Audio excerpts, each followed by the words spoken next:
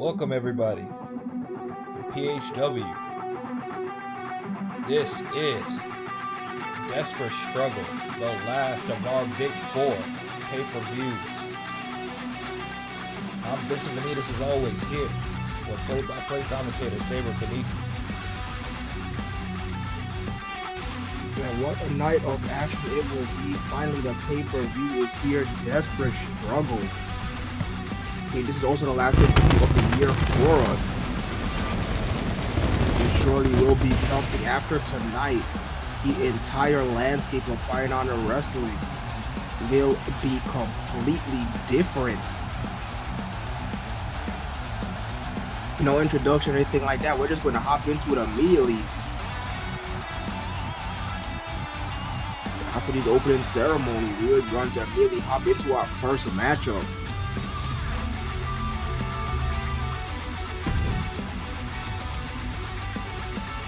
Yes, you see the first match.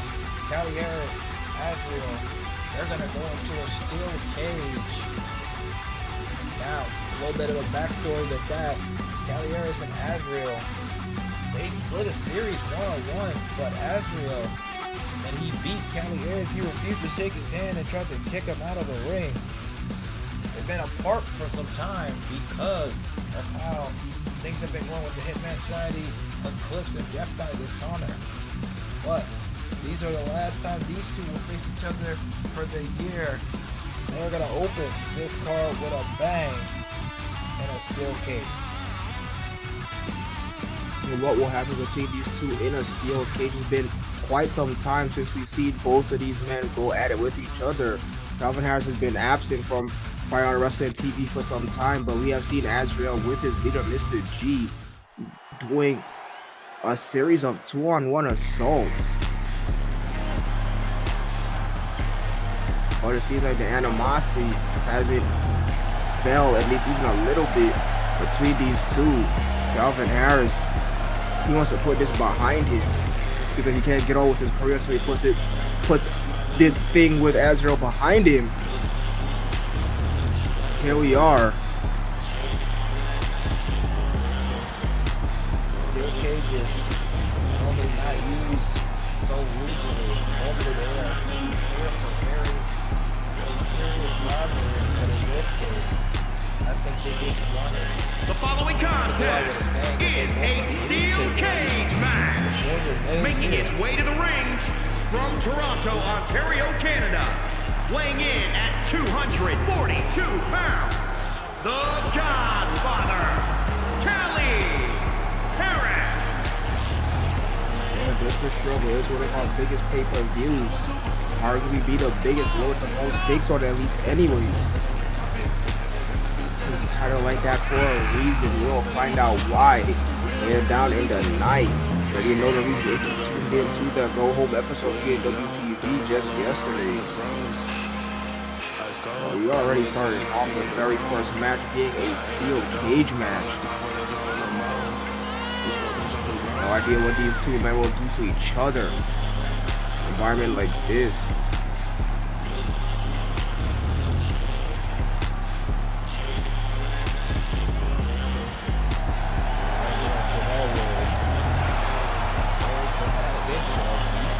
I don't think I've seen somebody pretty much time except the Undertaker.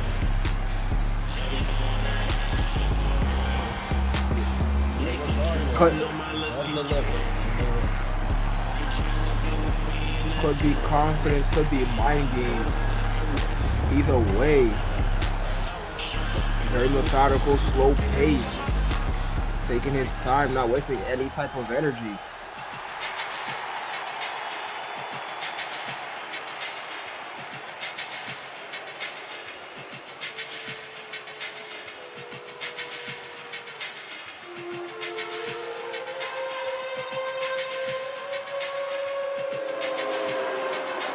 Second man who will be locked in the steel cage because we're out here, Azrael, representing the Hitman Society.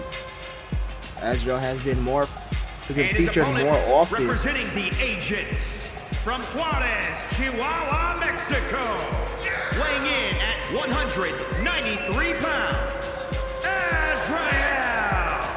has been featured more often than Calvin Harris has been in recent weeks, but hasn't been in normal or even scheduled competition. He's been on just drive-bys, if you will,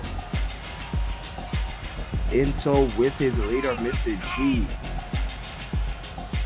First taking out Rain, then being called out by Ward.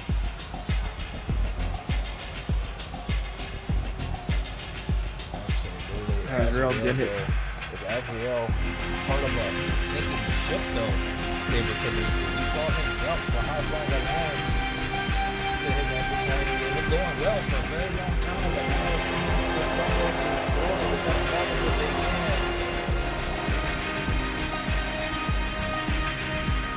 Yeah, that is a very good question. And I think that is one of the main questions coming into this pay-per-view that we might get some answers to later down the line. The rest of the Hitman Society is on this card as the steel cage descends. The bell sounds. Here we go. Collar elbow tie-up. Fibers carry position from Calvin Harris and the Snake Eyes in the corner to start things off. And choking him with the shin and knee.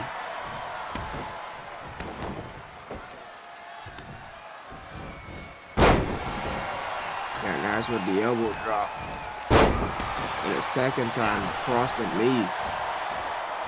The left leg of Azrael. Throw thrust. And against the ropes.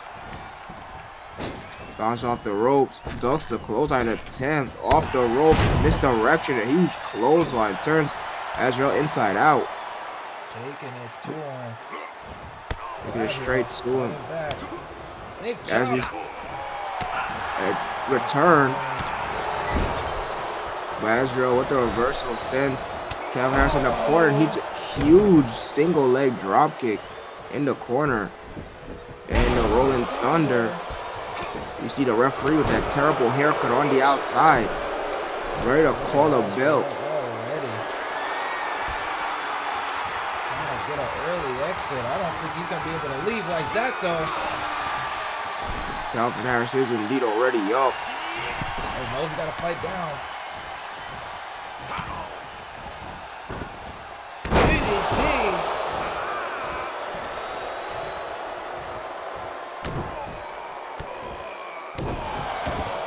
Three kicks straight to the face.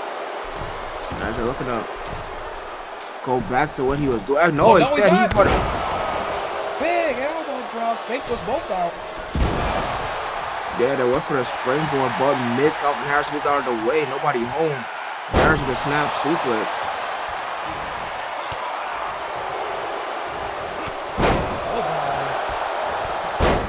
Second one. Catches the leg and sweeps out the free one.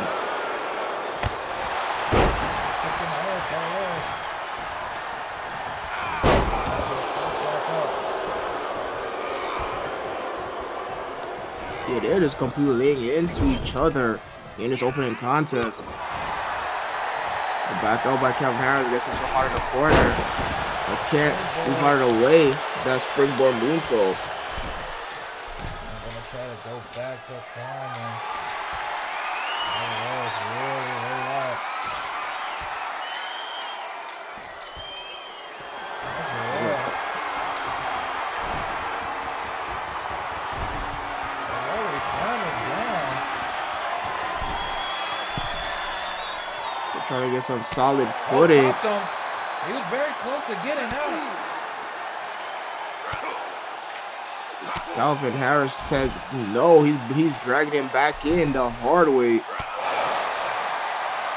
Elbow from the side. Okay, Harris throws him into it. Face first into the steel cage. And now Calvin Harris wasting no time to get a solid footing.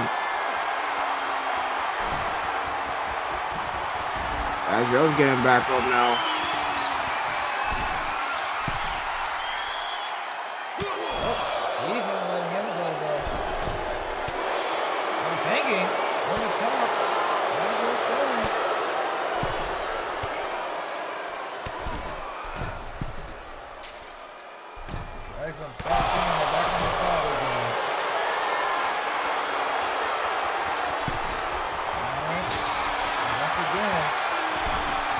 Azrael holds on that time. Puts on the brakes. Elbow. Yeah, tight walk fight on the top rope.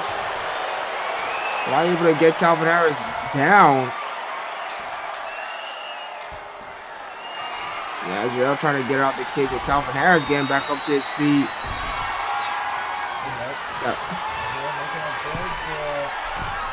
Yeah, he has one leg out, but both feet need to touch the ground. Even if he makes it to the other side of the cage, both feet need to touch the ground for the match to end.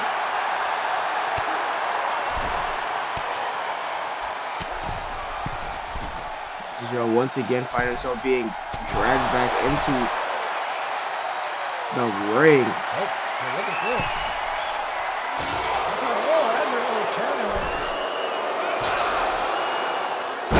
Second time, and once again, Calvin Harris falls down to the mat.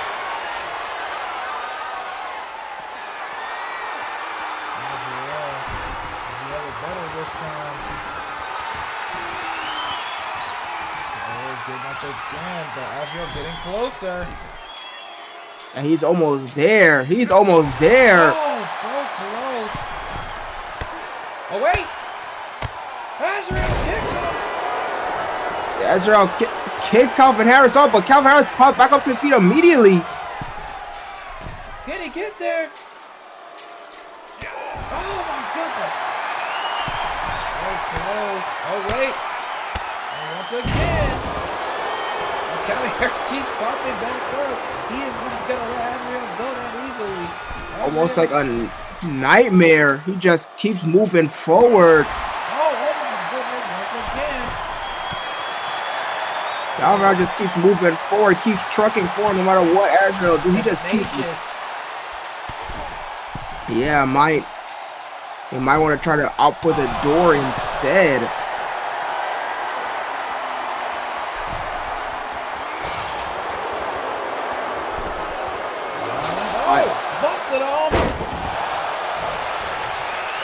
Will that be it this time? Right. So easily this time. Yeah, one can only take so many crashes head first into that steel cage. Unforgiving. Joker did a structure that will do anything to any man. And he's gone. But not yet. Both feet have to touch the floor. Now he's officially gone. Azrael able to escape the cage.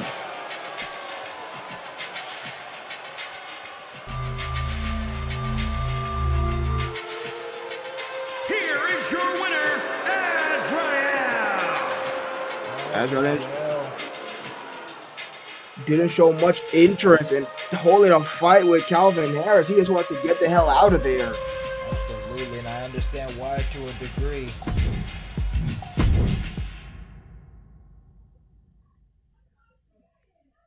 But that was the opener, very quick. But now we get into some more fights for this one. Starting with this might be a banger. Simeon Nurse versus Gabriel Garcia.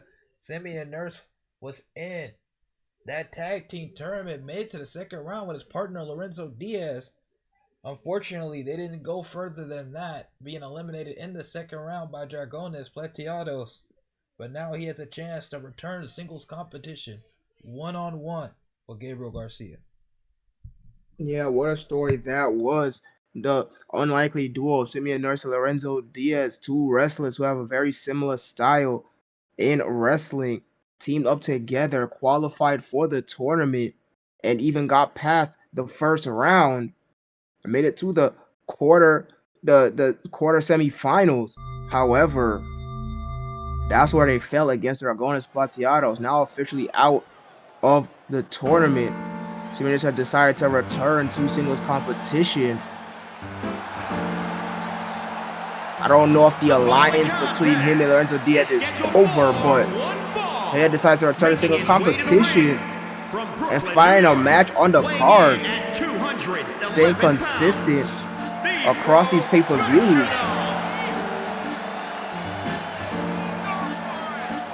Tagging with Lorenzo Diaz had got him 3 additional victories. And now he is back in the singles competition after some time. He is facing another unaffiliated wrestler who also has quite a few victories under his belt. This, just as you said earlier, this has a potential to be a show stealer.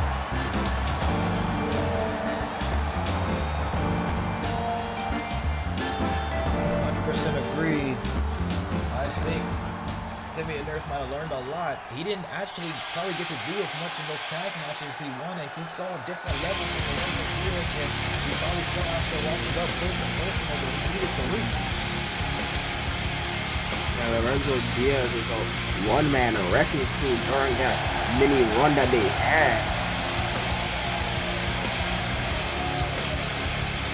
But speaking of runs, his opponent making his way out here, Gabriel Garcia. And his opponent, Another man who has proven himself to be nothing to take lightly. Gabriel Garcia with a record of 6-7. Gabriel Garcia.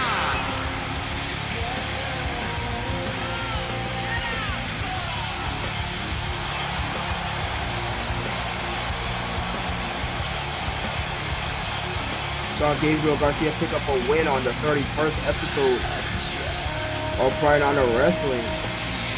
That was just a few weeks ago.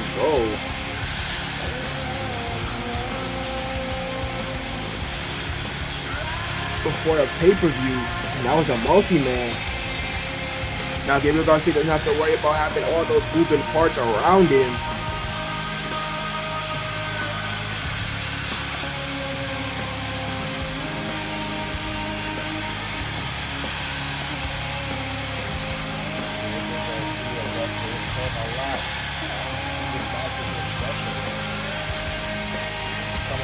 Since the beginning. Both these men, similar record, similar trajectory. Here we go. Power versus striking. And Gabriel Garcia starts off with a strike, then just slams down Simeon Nurse out of the ring. When Nurse catches the leg, reverses with the dragon screw.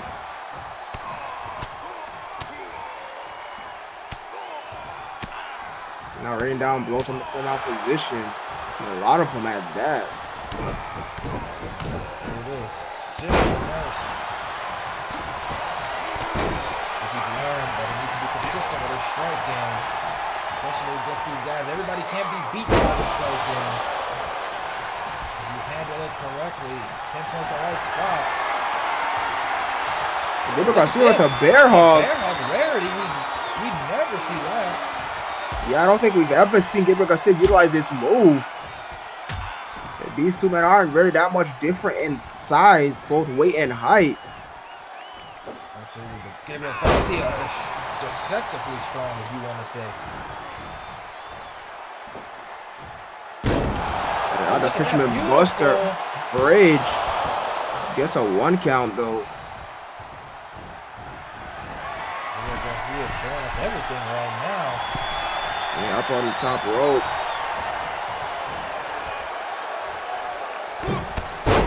Spear!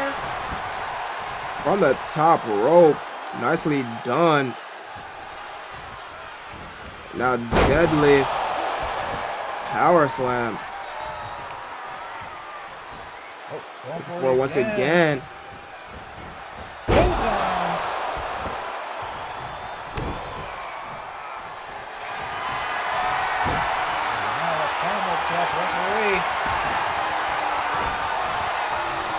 Referee with a terrible haircut says rope break.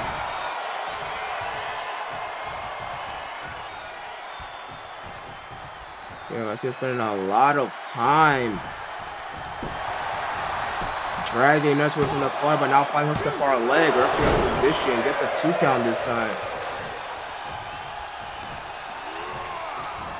There it is. Here we go. Pop back up. At least definitely get something going.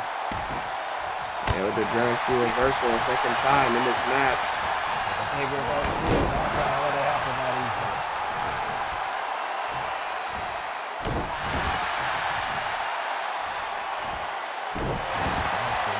Multiple times. Let's pick some up. spine first with authority. And Garcia once again hooks the far leg. Will this be it? No. And they're going to get the shoulder up, keep the match alive. Someone makes us in trouble here now. Garcia must be setting up for something.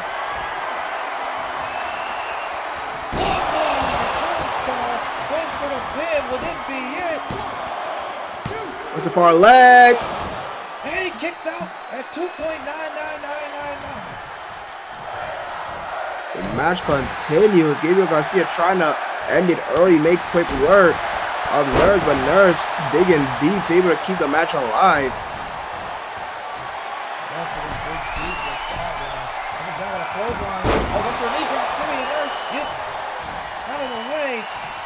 Out of the way, the knee drop, very nasty landing. Oh, follows up.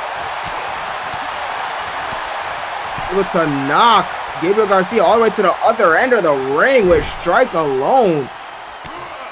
Up on the top rope. This series of knees straight to the head as he falls to the floor. Garcia tried to stop the strikes with a jab, but to no avail.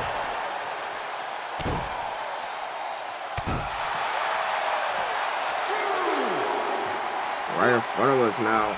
But Garcia not wanting to stay on the outside at all. Immediately throw Nurse back in the ring. And he follows. Oh, Nurse! Follows him.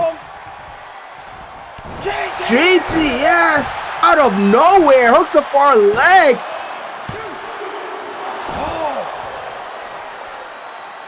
But Garcia, somehow, some way, kicks out as well. Both men kicked out of each other's finishes.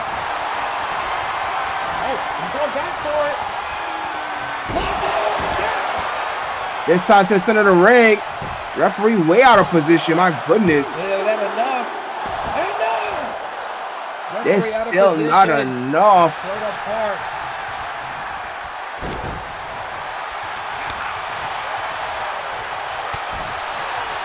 Now back and forth.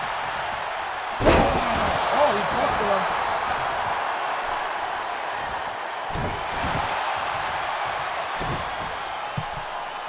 She probably wonder what he has to do to put Jimmy and Nurse away.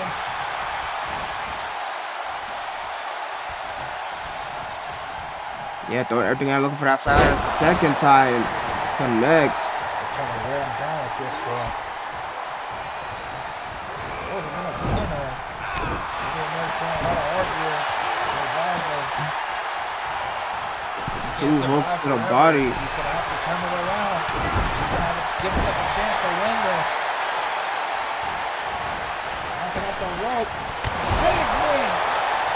Oh, right across the face. Oh, goes for the pin again. Will this be it? It is.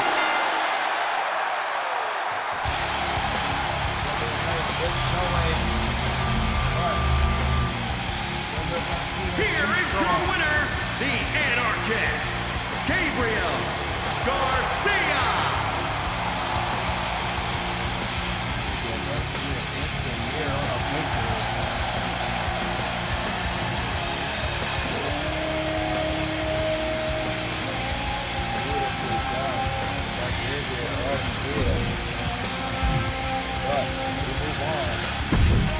Our first two matches of the night have concluded.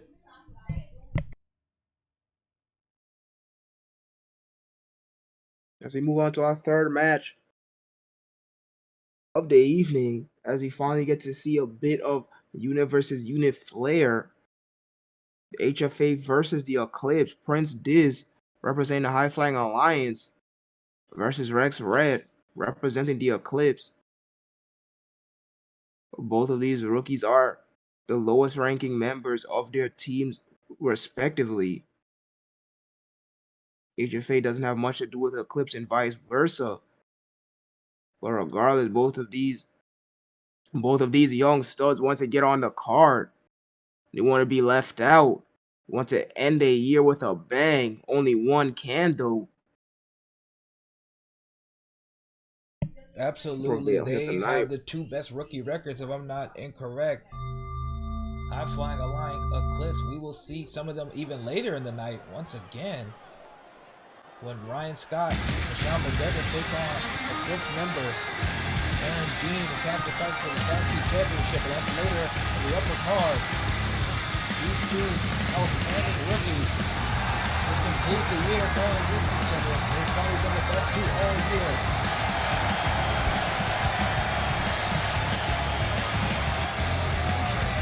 This makes it way out here.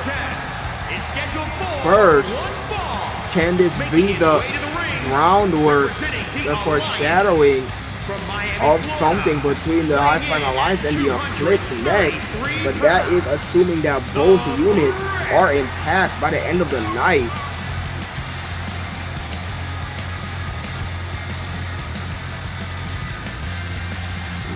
Suzuki X is indeed in a huge high profile match in the main event. But that is later down the line. And now, here we are, third matchup of the evening. Frank Biz looks ready. Regardless of what may come in the future, Biz looks ready to electrify the Fire and Honor Wrestling crowd.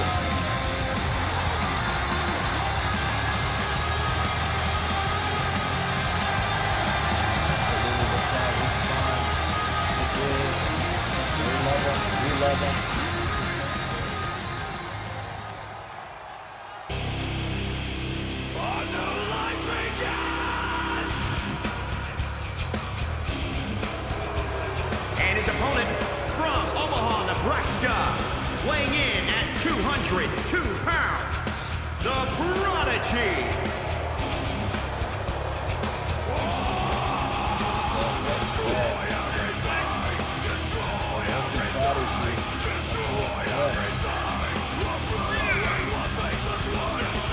Yeah, handpicked by Nolan Page. Rex Red calls himself the Prodigy. Nolan Page called him that first. He continued that trend. Highly confident. You could even argue that his cockiness, not confidence. Rex Red does feel like he's the best on the entire roster, not only among his class. I mean, if he does keep it up, the future is indeed bright for him. We saw Rex Red have an excellent match against Van Valentine a couple of months ago. And we also seen Rex Red end his mini feud with Simeon Nurse. The last pay-per-view, the bell sounds, match is underway. Rex Red starts a collar elbow tie-up, but Diz gets out of it with 3 back elbows straight to the breadbasket. Right hand doesn't do much damage, but that ace crusher will. Yeah, absolutely. Flipping neck breaker by Diz. Diz already up, going up to the top rope.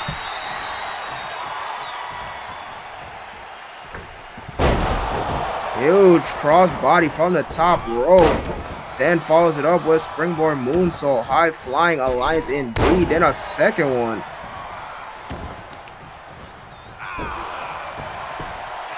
Diz looking to pick up the pace tremendously as he's once again back up to the top rope. 450 in the very opening glimpse of this match. We're not even 3 minutes in here. He only gets a 1 count even after all that.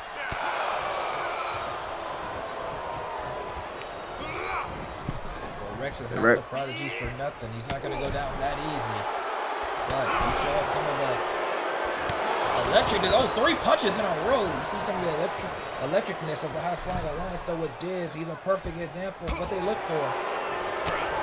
Return the right hand. Triple breaker. Yeah, big one.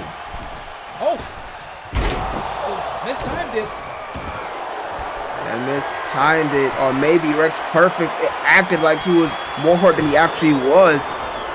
Make Diz miss with that one. Very rare miss for Diz. Rex right out the back door, the suplex attempt. Reverse with a German suplex of his own. Then a huge knee straight across the face. But this pops up. Capradora. Hurricane Rana. Then a jumping elbow strike. Appeals to the crowd. This came with a head full of steam, but Rex Red came with a head full of steam, but it was blocked. Now Rex Red able to reverse the strike with a hip toss. But now Diz reverses Rex Red strike. Double underhook tiger suplex. Nicely done by Diz. Diz keeping up the pace. Elbow, two of them. Low kick, toe kick. Doesn't follow up with anything though. He just stops. Gives Rex Red the opportunity. Middle kick for a quick second. And Rex. My goodness. Pump handle inside out. Face buster. Sit out too. Oh, wait, look at this. He doesn't miss the chance. At all. Will he go for the pin? Oh, he goes right into it. No, wasted no time. Goes into the Anaconda Vice. Anaconda Vice away from the ropes. Disco fighting back.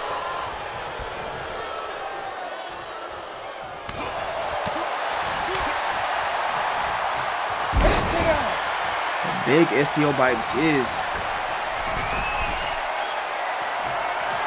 Oh, wait. Viral tap. Viral tap connected cleanly. Well, does Rex have an answer for it? Yes, he does. We've seen both of them now, the Anaconda Vice and the Spiral Tap. Fans loving it, saying fight forever. Oh, look at this. Oh, look at this. Up and over with the backflip off the ropes and ends it with a clothesline. Hyping the fans up. How about Rex? Oh, What's a Rex stop for that? A second time, we see him end the match against him in just with one wing clipper. Now this is two of them. Oh, go back. They're right back to Anaconda Vice. Rex has a game plan. He is sticking to it no matter what. Is he fading? Yeah, he wasn't able to fight out of that one this time. And also for a leg, is that it? Yes, it is.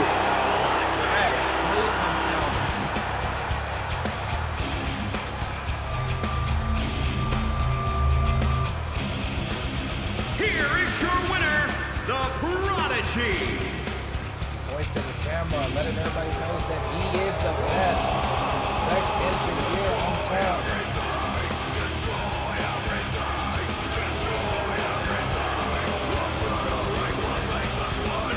Yeah, nicely done by Rex Red, able to put away the electrifying Diz. That's as you said, both of them have high records, but tonight was Rex Red's night.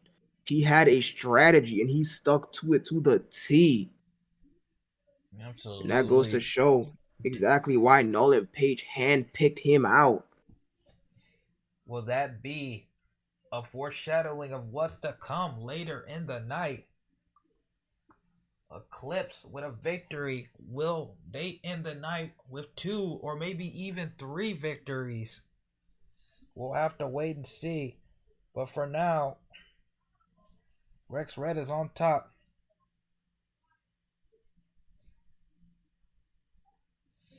My goodness. Speaking of 2 people who are ended the year well, these 2, Indigo West, Lorenzo Diaz, they have been the 2 best of the independents. Lorenzo Diaz caught fire the last month or so.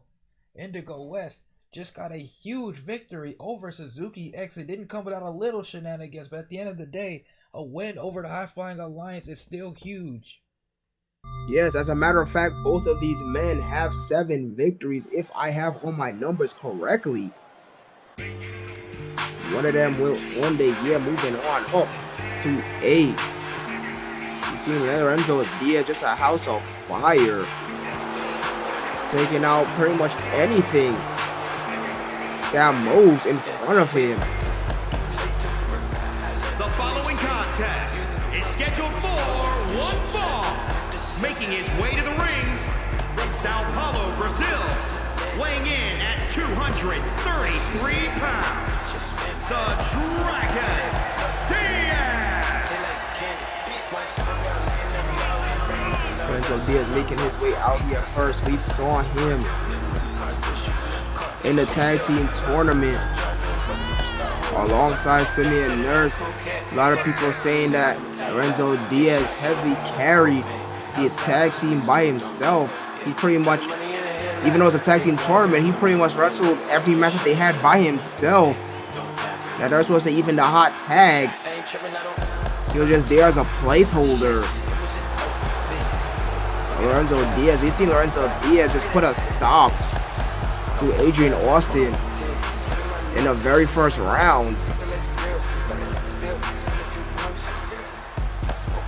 But then unfortunately, Dragonis Plateaus had a strategy for him, able to weather the storm just a little bit to make him run some of that gas out of the tank. Hit him with that high kick, then isolated. But now he doesn't have to worry about that. There's no more tag team, one-on-one environment.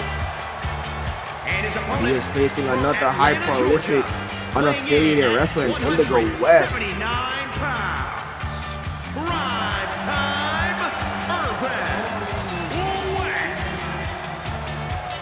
Indigo West, the last time we seen him, huge, and I mean huge victory over Suzuki X singles competition. Now AJ Irvin did interfere, but he wasn't physically there. He played his music and distracted Suzuki X. Of course, and Indigo West did the right thing. He took advantage. That has nothing to do with him. His only objective, his only goal is to win matches, and that's exactly what he did. He already took the huge rub by having Suzuki recognize his hard work and his prowess. He's giving him that match to begin with, and he delivered. Now will Indigo West be able to follow it up? I mean, regardless, he has a lot of eyes on him after that performance. Even if he loses, he still have a lot of eyes on him. We also seen him tangle with another leader, Nolan Page, a few months ago. That seems like almost forever ago now. But flashback is over. Present is now. The bell sounds. Indigo West makes first contact with a middle kick. But Lorenzo shows out done with a quick thrust kick straight to the mush. Then a stomp followed by an elbow drop.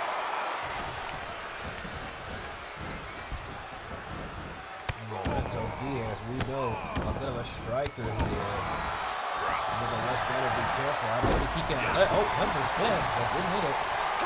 Oh, big kick! He can let Lorenzo Diaz start going. Now a huge pump kick. Lorenzo even ran into it. Double the damage. Lorenzo able to move out of the way of that drop kick. STO. Huge STO. And the West can't afford to make too many mistakes. But so far so good, as he's been on the money. Another middle kick. Second one. That low kick. But Lorenzo caught that. He does not want to get into a striking exchange with Lorenzo Diaz. Absolutely not. It's not what you want to do. Indigo West out the back door and reverses. Spinning leg drop. Yeah, and hits that spinning leg drop. Nicely done. He splat 180 in midair. And drops the knee on the bicep. Another spinning leg drop. Slow down just a tad, mixing it up. Some variation here. They're going back up top. Phoenix. Springboard Phoenix splash, my goodness, out of nowhere. He gets a 2 count. Oh, went for something. Lorenzo Diaz not allowed. Oh, he went for something. Back and forth. Oh, combination. Big knee. Now the same exact combination that made Adrian Austin stop moving. Road break. Referee sees it. Great job by the ref. And great job by Indigo West smartly grabbing it. Snap mare. Oh, it's reverse. Ripcord. Elbow strike.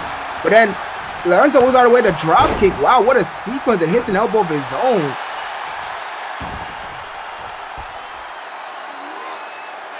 Deadlifts Indigo West up and power bombs him into the canvas. My goodness.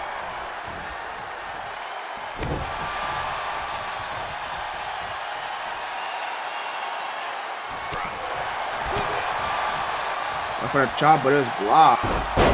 Now Indigo West returned the favor with that thrust. Yeah, with that thrust kick. Same exact thing that Lorenzo did to him at the beginning of the match. Now Bulldog. Oh, Lorenzo's bloody from the nose. 630, but Lorenzo with the knees up. I don't know if that Bulldog broke the nose. Once again, Snapmare then hits the knee. That's what he was looking for. Close to far leg, close to ropes again though. Referee there. But Indigo West with the shoulder up. Referee says it's 2. Match incredible counters, incredible moves. They keep going. Lorenzo Diaz definitely has the advantage now. Another combination. And that was what Indigo West was looking for earlier. That flying elbow. He missed a springboard though. Once again, looking for that thrust kick. It connects.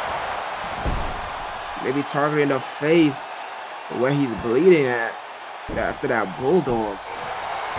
Talking about Lorenzo Diaz there. Absolutely. Indigo West. Indigo West had that spinning tornado maneuver that he hits on people. Directly to the face. Yeah, he's probably just thinking as I about said it. Up. There it goes, right across the face. Second kick across the face. Yeah, Lorenzo's taken. First return for Phantom Tiger in the tag team tournament. Center of the ring. Lorenzo with the shoulder up. Oh, look at this. Indigo West went up top, but Lorenzo getting onto his feet. Very smart Lorenzo, making sure he couldn't hit that 630. Oh, but that was cross kick. Indigo West wasting no time now. Lorenzo slow and gets hit with it. Now he hits the 630 just from the other end of the ring. Is this it? Yes, it is. Indigo West with another victory. Here's the year on top.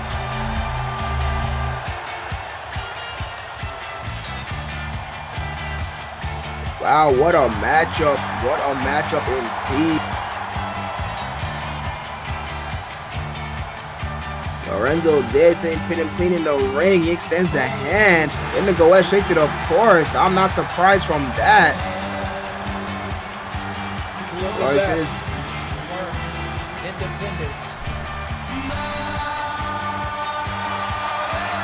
Lots of handshakes between them too. I don't know if that can mean anything for the future. But regardless, Indigo West the winner. Don't see me and Lorenzo Diaz losing here tonight on the pay-per-view. But another handshake was formed. Indigo West ended the night on a proper note. And as we move on to a huge match, a 4-way tag match, including all of the teams that fell out of the tournament. Hitman Society's Little C and Big Z versus Golden Order's Yohei Suzuki and Adam Pearson versus Villain Club's Adrian Austin and Bison Clark versus Dragones Plateados, Angel Bravo, and Phantom Tiger. This will be insane.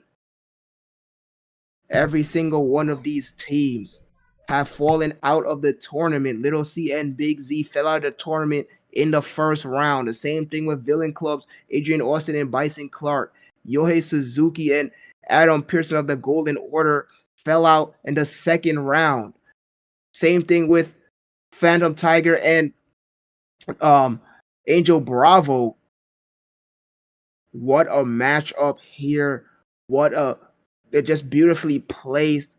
Nicely done by the matchmaking, the powers that be here at Pride Honor Wrestling. This is going to be something. Yes, absolutely. But partner, I got to correct you a little bit. Dragones fell out in the third round of the tournament against the Eclipse. If that you are indeed right. Excuse me, I misspoke. There goes some dollars out of my paycheck. However, there is one big storyline revolving at least around one of these teams. here in this matchup, and that is the team to your far left. The ones donning the yellow, him and Society. Little C and Big Z, how they was one of the favorites to make it very far in the tournament, but they dropped out in the first round. How that came to be. Big Z broke up the pinfall attempt that Little C was going for, completely isolated, and then Big Z wanted to tag, which Little C obliged. However, that was the beginning of the end as Big Z took the fall, ultimately costing them the match, the tournament, and potentially the tag team titles. How will these two work together here tonight at Desperate Struggle? That is the huge question. We will find out very, very shortly. Absolutely. Can Big Z and Little C reconcile here, at least for tonight? I don't know if there's still tension, but they're going to have a tough battle in front of them.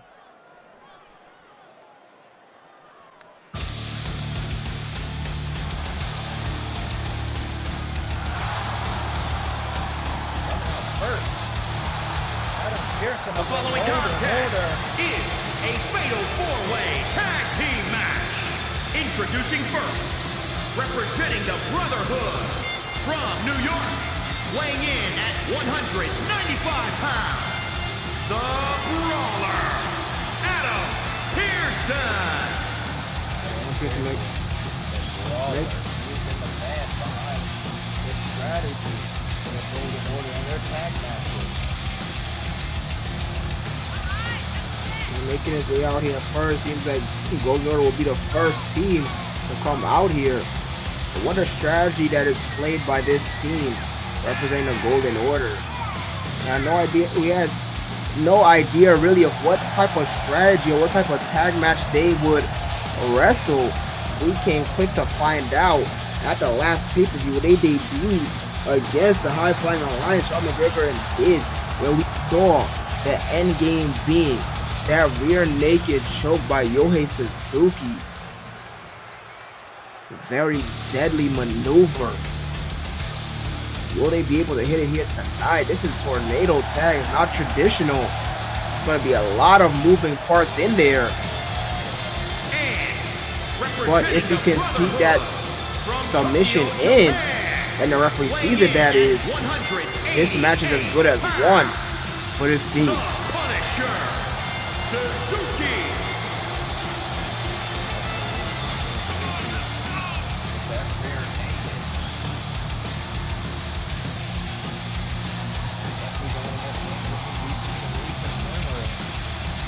Put you to sleep. When they lost their match in the elimination, they didn't even get to a scenario like that.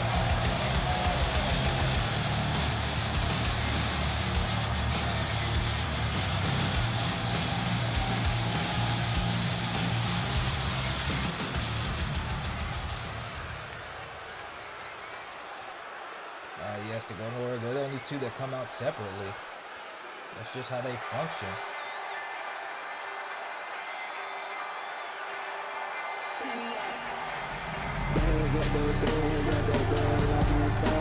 Making their way to the ring at a combined weight of 503 pounds.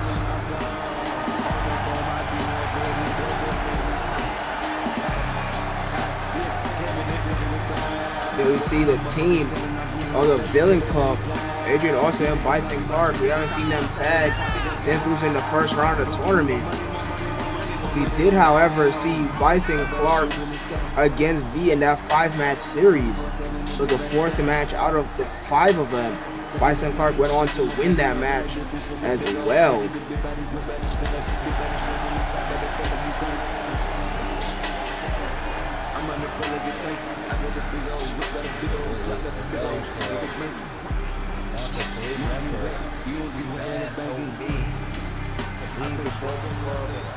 On his own journey, now it's down to Van's most trusted. Interesting enough, though, the Villain Club has not been involved with a ton of storylines this year. Not too much. I don't know if that's just them biding their time or what has played out.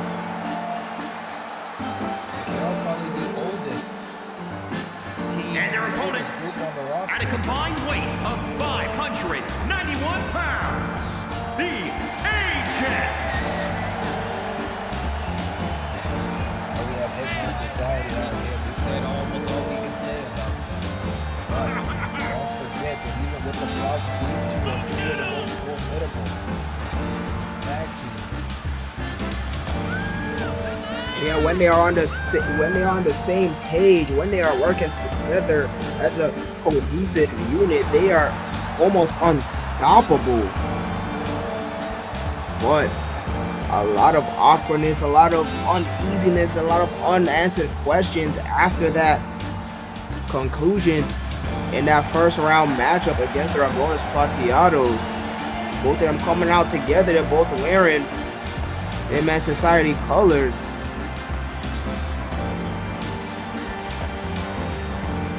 But how will they operate together as a team here tonight?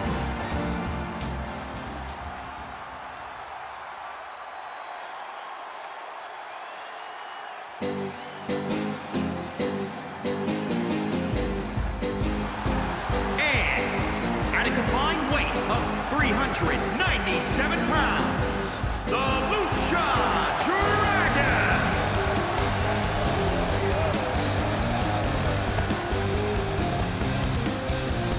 Making it the furthest in this matchup. Yeah, they made it all the way up to the semi-final. How could I forget? That was just yesterday, last night.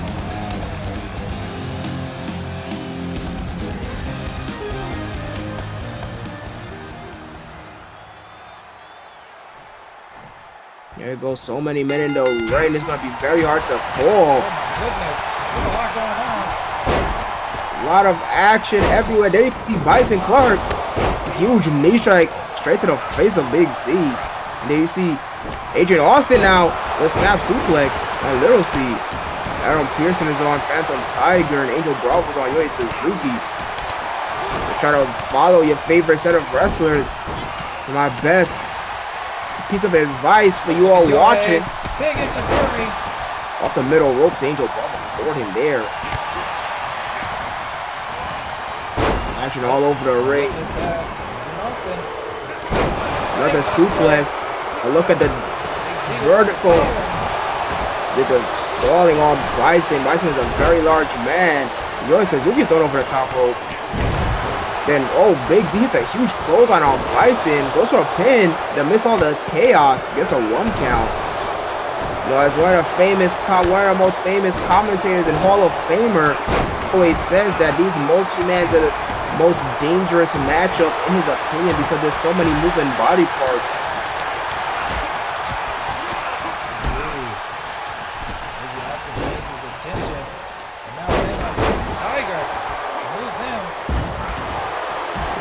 Around the world, Tierra takes him down. Adam Pearson is on the rope. Phantom Tiger looking to capitalize. Big Z once again looking for that stolen suplex on Bison Clark. He hits it center of the ring. Seems like Little C is out there getting double teamed by Angel Bravo and Yoi Suzuki. He's thrown into the post. Wow, all the teams are outside besides Bison and Big Z. Two big men. Two big men. And he's going to join the friends. He's going to tag team Big Z. Looks like he's targeting Angel Bravo. He is. Bison Clark. Oh, look at that. Take turns. Oh my goodness. Adrian Austin almost threw Little C into the ring with that one.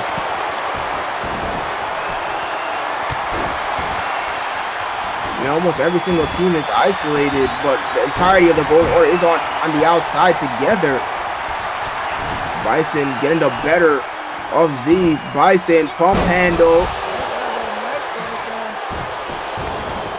Center of the ring, but Little C's in. Little C. Oh, but behind him. Oh, he hears it. He doesn't even care. He didn't even turn around.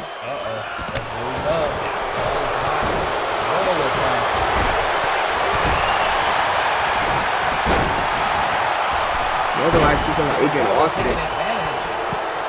Yeah, Angel Bravo getting him a piece of Z. But Z with a huge clothesline towards him. But then Bison right back on Z. While Golden Order is tag team and Phantom Tiger on the outside. To the right of your screen. He was jumper suplex by Yohei Suzuki. Oh, look at this. Adrian. Getting Angel Bravo. Gets it. Big Z is a suplex on Bison for good measure. But it doesn't matter. Here are your winners. The Villain Club sneak a win. Look at that. Look at too sweet. They get the victory. The Villain Club showing that they are still nothing to sneeze at. That this tag team, even though they fell off against an unaffiliated tag, that they can still have what it takes to win as a unit. Adrian Austin very opportunistic with that pin on Angel Bravo. But did you see the Golden Order team, Yohei Suzuki and Adam Pearson, just completely tag teaming Phantom Tiger on the outside? We had some storylines points going on there. That was happening. Little C did not break up the tag. I mean the pin between Bison Clark and Big Z. And then the Villain Club showing, as you stated, there's still something to be reckoned with, coming out with the win. Yeah, Little C came into the ring. It seemed like he noticed that Z was in danger, but he just turned his back to him and his face, even put his arms up, did nothing to break the pin. My goodness. But MN Society team did not take the fall there. I mean, they lose for sure, but they did not take the fall there. What an interesting match tag going on with that. Interesting dynamics all the way around. We'll have to see what that means going into the new year. But the Villain Club end with a huge win to end the year. They probably felt like they needed that. It's down to the 3 original members. And now maybe they wait to see who wins that tag team title. Yeah, as we've seen the Eclipse get a victory in RX Red. And now we are seeing the Villain Club get a victory. First 2 units on the pay-per-view to get a victory. But we move on. Absolutely. We're finally at the halfway mark. 5-man elimination match. The Scramble returns. Finally not opening the card at the halfway point. Become a really popular match type here on Pride and Honor Wrestling TV. 5-man scramble, pinfall, submission, or KO.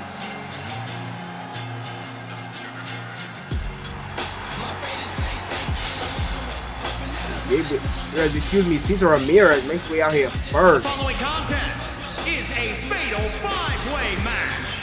Making his way to the ring from Rio de Janeiro, Brazil, weighing in at 239 pounds, Ultimo Cesar Ramirez.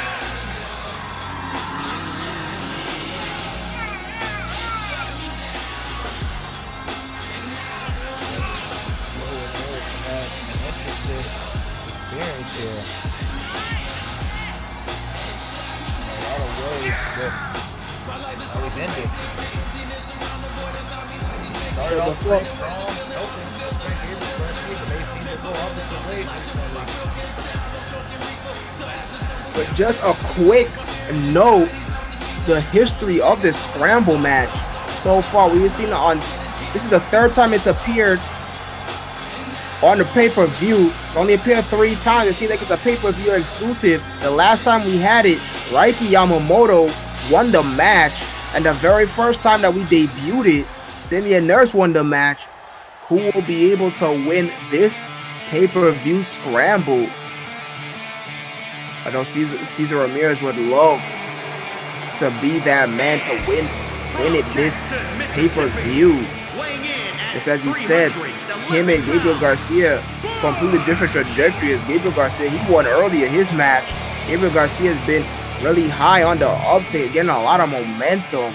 Cesar Ramirez, not so much at all. But what about this man, Butch? Butch hasn't had that many matches or that many wins for that matter, but regardless, he's proved that he's a force to be reckoned with, that if you're not ready to give 110%, that you're not going to beat it.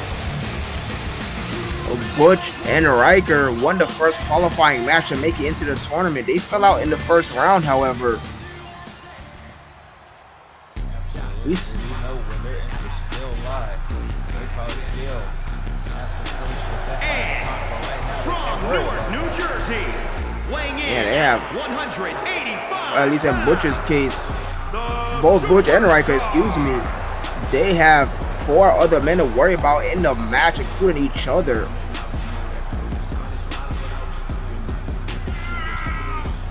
Yeah, we saw Butch manhandle 2 people at one time in a triple threat environment. Butch, one of the strongest on the roster. What about this man, Razor? In the face of the crowd, everyone standing up, making a wall. My goodness. Razor won the last multi-man that he was in. This has the opportunity to play into his favor. You know how opportunistic he is. Absolutely, he loves these type of matches. If I'm not mistaken, at least 2 of his wins, maybe all 3 have come in scenarios like this.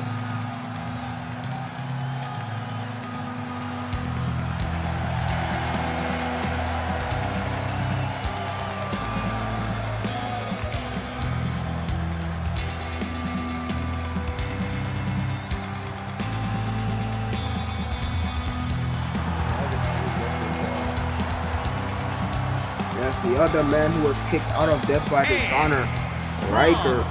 Riker, very hard to get a reading on. Weighing in at Actually, 277 he was the stand-in leader of the Death by Dishonor before War made his debut at our very first pay-per-view. But when you look just strictly at the numbers, Riker does not have that many wins at all. As a matter of fact, I believe he only has 2 or 3 of them. Has to be 3. Yeah, 3 of them. And his wrestling style, not really much that you would expect out of an OG Death by Dishonor member. But Death by Dishonor, they're all big, they're all strong. Well, Riker, he has more of like a wrestling background. You even see him throwing the singlet. Very hard to get a reading on this man. I don't know. I can't even guess you what his trajectory would be.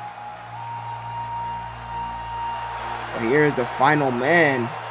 Who won the second one? As we stated, he's back for another one of these. Will he be the first man to win 2? We shall see. From Yamaguchi, Japan, weighing in at 244 pounds, the Claw, Yamamoto. Raiki Yamamoto had a very slow start, but then once he started utilizing the claw, he changed his look. He regrew out his hair. He might even put on a little bit extra weight, maybe the other way around.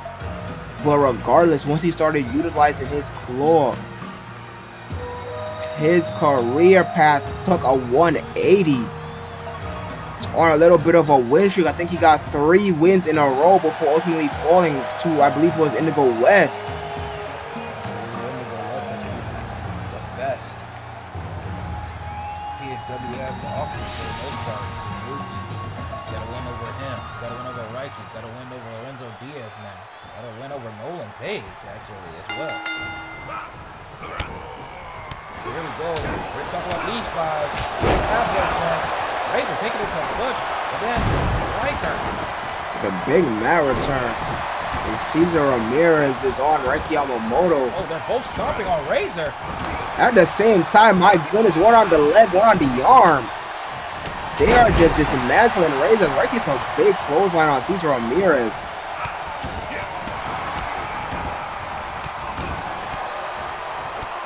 Butch punching anything and everything. Finally gets his hand on something. He gets his hand on 2 men at one time. Now they're all fighting. We knew Yeah, that right. Riker and Butch's relationship is only, because they know each other, not really the best of friends. They can work together if needed for Senton. Yeah, the first with the boot to the face. Oh, look at that. And Razor still continue to get beat on. Yeah, absolutely. Double axe from Riker. He focused on Cesar Ramirez and Cesar Ramirez alone. Yeah, they are just minding their business, beating the crap out of each other in the corner. Meanwhile, Razor is fighting off two monsters at the same time. Very unlucky is Razor. Taking to each other, big clothesline from Butch.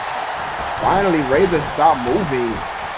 Goes back to the end of one of these, and the very first one we did, before being taken out by Simeon Nurse. And he had experience. Mikey obviously won the second round. I think Razor's been in all three. Yeah, a lot of men in this match have experience with this match type. It's very popular indeed as Butch, the knee drop right across the face on Razor rolls out for the first time. Mikey now getting it a little bit on. Yeah, Cesar Ramirez rolled out as well. 3 men in the ring. That's Butch, Riker, and Reiki. Reiki with the big back body drop. Got a 3 big man of the match. Butch. And then huge sandwich in the corner. Oh, for them now roll out. Crash landing. Cesar Ramirez does have Butch with multiple attacks. Gotta put a stop to Butch's momentum. Big punch. Right across the Cesar face. Ramirez walks right into a kick. By Razor. Yeah, Butch says, no, that's enough of that. He needs Razor twice. Oh, look at this. Right there. A competitor And there has been goes. eliminated. Down, push down. And Caesar with the pin on Razor, but Razor with the shoulder up.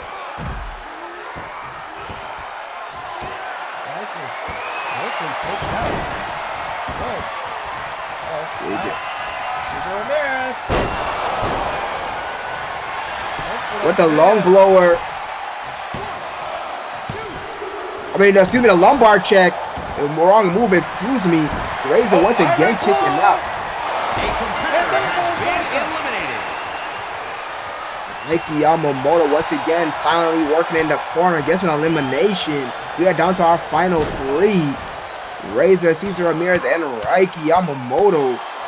Razor already has to dig deep. Razor on the receiving end, being double to the beginning of the match. Oh my goodness, huge knee. Reiki rolls out. Backdrop on Razor. Then Razor just had to kick out of 2 big moves by Caesar. Caesar, But that's not calling it. yeah, this is a good strategy by Cesar Ramirez. After he hit that lumbar check, that double knee to the back. And once again, targeted back to the camel clutch. But Razor, knees of his own, able to survive the camel clutch. Reiki not getting back in. That was Caesar up. Big knee. Goes for the pin. Revolution knee. That's a 2 count though. Razor taking it to Reiki. Combination. Yeah, Razor looking up. Razor. Get rid of the champion. The defending champion, if you will. But Reiki for the kick out. And now Brainbuster. stalling brainbuster. Doesn't know what to do. Circle tire Ray. Trying to figure out what he's going for. Oh, Very for another. confusing. Standing shooting boy. A competitor has been eliminated. Reiki. Oh, Reiki wasting no Oh, time. Reiki. GTR. No, that's the Ushigoroshi. My fault. Excuse me. Now he hits him for a leg. Oh, Razor's tapped out to the Iron Claw multiple times. He's going to get hit with it again. He gets hit. The Iron Claw. Yeah, but he doesn't tap this time. He doesn't tap. He's trying to survive. And he taps. He taps again. Reiki Yamamoto. 2-time winner. Of the scramble match. Look at him, the very first man to win it 2 times now, and then twice in a row. Yamamoto. Soto with a big win.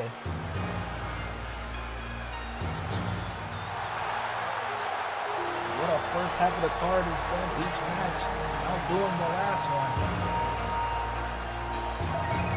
But now, we're going to set up for a quick intermission.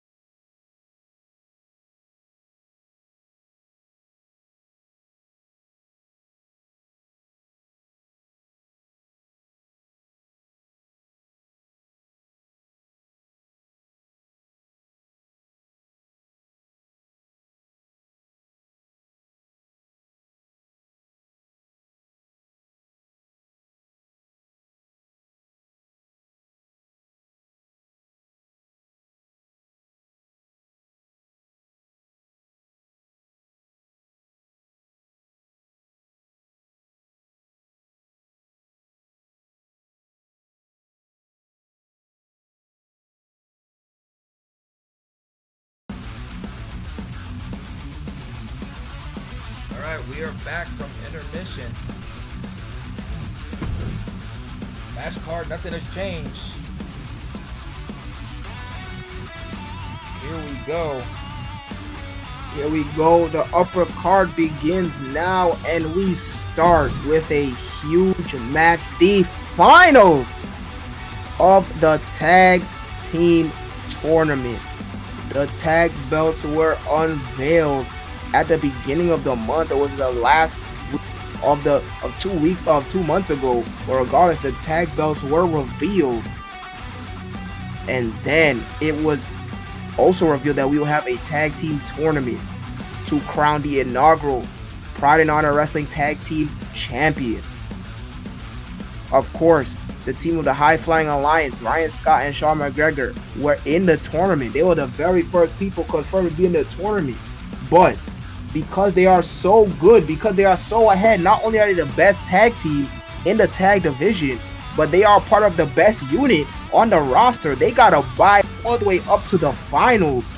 The rest of the teams had to fight tooth and nail to get where they are at. And the second team to meet Ryan Scott and Sean McGregor is this veteran team that's been here since at least the second episode of Pride and Honor Wrestling TV. That is the team of Aaron Dean and Captain Price. Here's a recap, the journey that this team of the Eclipse took. In the very first round, they faced Riker and Butch in a hellacious smash mouth, very classic Southern style, in your face, meat and potato style matchup. They came out on top very obviously, but both men bloody. Then in the second round, they fought the Golden Order team of Yohei Suzuki and Adam Pearson, where they ran the strategy. They completely isolated Yohei Suzuki. They prevented him much time at all in the ring, so he could not utilize that sleeper. That HFA come out here first.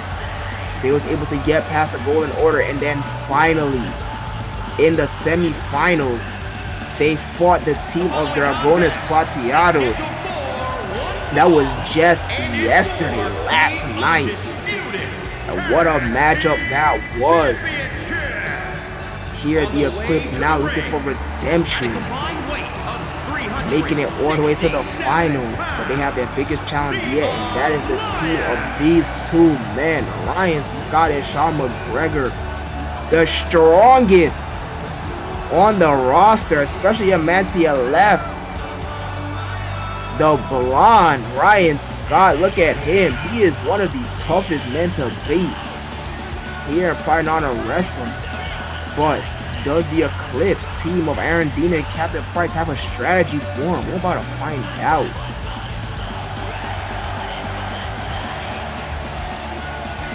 Ryan Scott and Sean McGregor, they have not wrestled at all during the tag team tournament. So do they have a bit of ring rust? Have they lost a bit of their stamina? Or maybe they have been secretly training to keep the blood flowing. We don't know. It could either be an advantage or a disadvantage. They are most fresh. But the Eclipse, having fought how many times now? 3 times to get here, and even fighting just last night. They are ready. I don't know if they have any injury. Their bodies might be still bruised and quaking a bit from last night, but regardless, they are here. They are ready. They do not want to be denied. Huge big match feel for this tonight. There they are. At a combined weight of 467 pounds.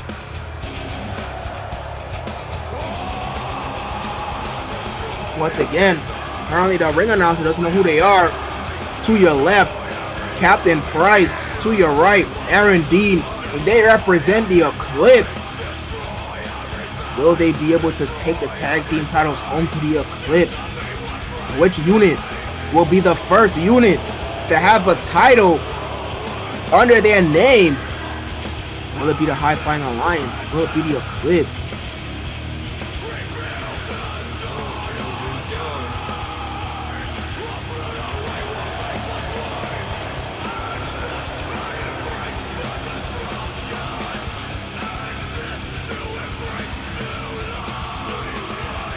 For HFA proved to be counterproductive, and the Eclipse run out of gas. The Eclipse loves to fight, so even regardless, they will bring it to HFA. It's going to be hard for our fights. We see the belt for a second time. There it is. That red strap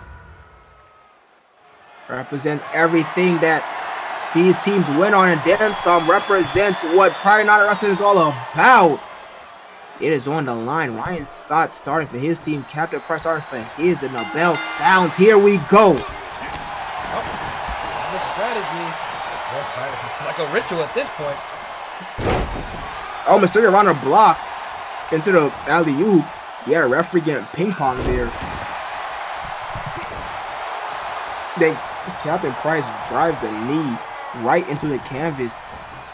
Very smart strategy. They're looking to target the legs of the high-flying team. Quick DDT by Aaron Dean. You won't be able to fly if you can't jump. Big right hand. Says Ryan Scott 180, and then Aaron Dean follows up with a Russian leg sweep. Went for the kick though, but Ryan Scott catches it. You know that when Ryan Scott starts going, he's one of the hardest people to stop. You want to stop him, prevent him from going well possible, and look at that right in front of Captain Price. Yeah, that Arabian moonsault. Sean McGregor already in. Got a 2 count that quick.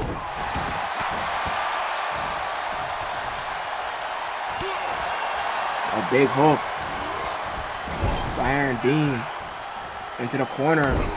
There's face wash with the elbow and forearm. My goodness, with authority. Captain Price watches. What? Ryan Scott with the up kick. Okay, get out of the Eclipse corner. Hurricane Rod, he does exactly that. But he stays on Aaron Dean. Another moonsault.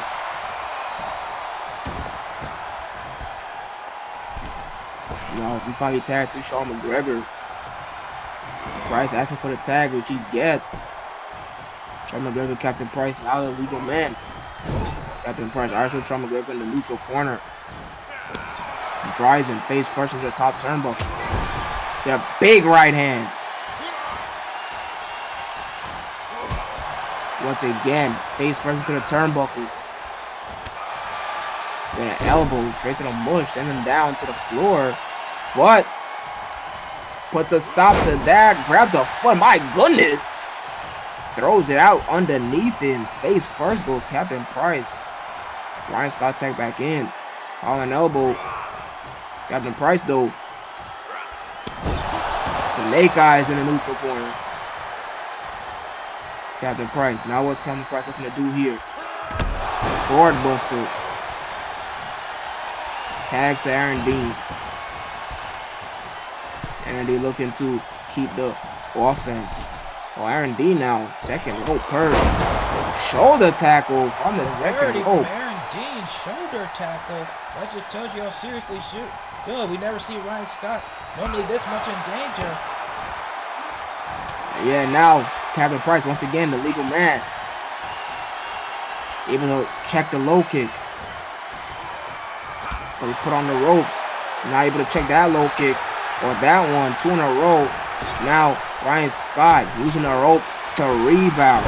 2 elbows to the small of the back. And then once again Arabian Prince, but this time to the back. Captain Price. And as he tags out to Sean McGregor. McGregor back in now. McGregor man is once again Captain Price. Jump elbow. Courtesy of Sean McGregor. Sean McGregor now toe kick. Huge DDT over like an impaler. But Captain Price just throws him shoulder first to the canvas. But Sean McGregor pops up immediately and kicks out the leg. But then Captain Price once again. Shoulder first to the canvas, but Sean McGregor pops up now. They're picking up the pace. Poison runner. Big stomp by Sean McGregor. Good burst of energy from both men. Now look at this elevated.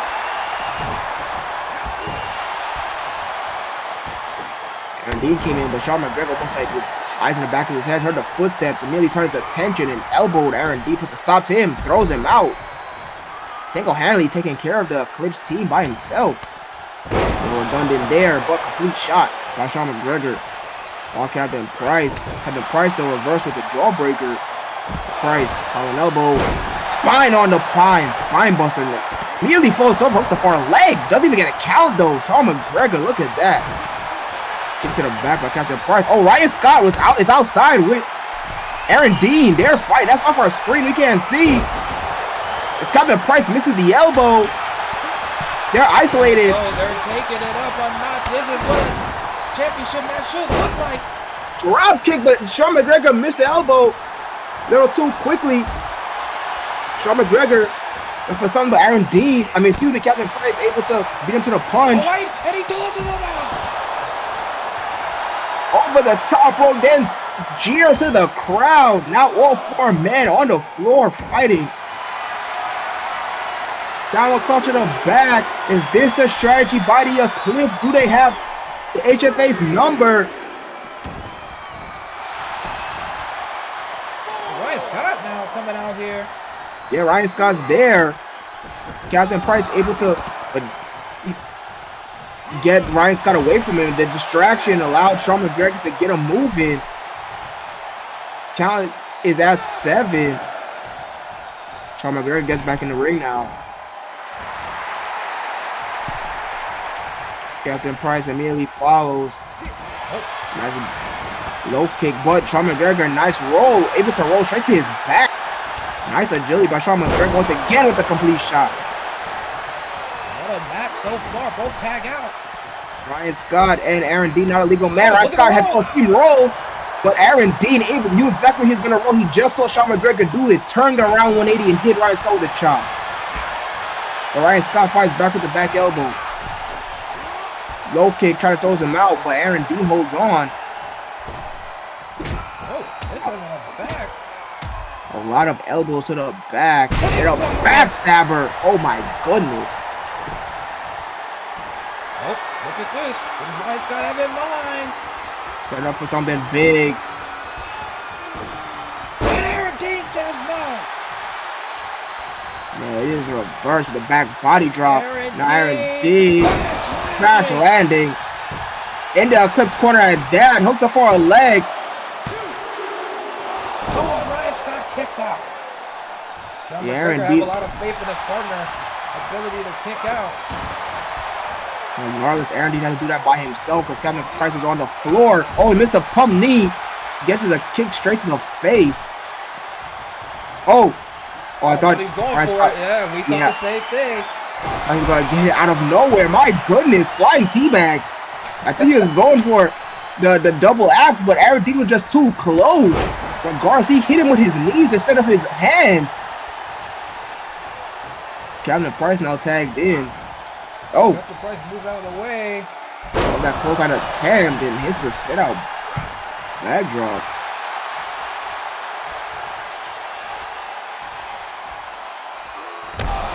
Board buster again. Went for that knee, but Ryan Scott able to move out of the way. Ryan Scott a little shaky. Oh, went for something big, maybe for STO, but it's blocked. That kick attempt by Kevin Price blocked. Now a kick attempt by Ryan Scott is blocked. Into the neck breaker. Ryan Scott, long way to crawl. Oh, Aaron Dean, stop him. No, lets him out. Sean McGregor had full of steam, but Aaron Dean says no. Throws him in a neutral corner. And once again, forearm across the face, simply the nose. Boy, Sean McGregor with the up kick. Able to get some distance. Low kick by Sean McGregor. Right punt. Moves him into the corner. Is he going for it? The neutral corner. Puts him up. Top rope. Ah, yes. Oh, wait. Aaron Dean stops it. Nick Cliff had answers for everything. Shoulder. And another shoulder block from the second rope. Aaron Dean finding a lot of success with that move. Nick Cliff have had answers. Oh, combination. Ryan Scott just now getting to his feet. Yeah, big knee to end it off. But up kick.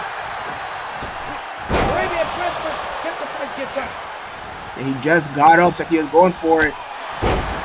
Red cord elbow strike. Could it be coming? Dragging him. What a match so far. This is what a championship. Oh, look at this. In the corner. Stand him offense, big kick. Oh, and a headbutt. A backdrop. My God, hook up for a leg and hooks the arm too. Get away from the rope, but Ryan Scott did to break it off. Ryan Scott had to run a very long way.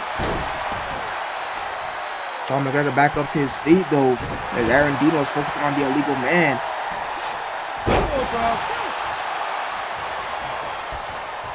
Scott trying to get out. Looks like we're stuck in a corner.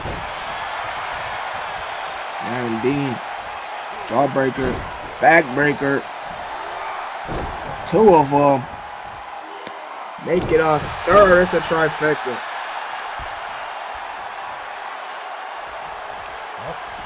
McGregor's trying to crawl, but he's not going to let him. He'll take advantage. Oh, going for another one. Sean McGregor fights out. Sean McGregor just won 6 in a row. Oh, driving a face into the knee and tags out to Ryan Scott. Aaron Dean really felt that one. Clips team has been able to do more damage than the HFA team. At least in my opinion, Ryan Scott hits a quick DDT on Aaron Dean.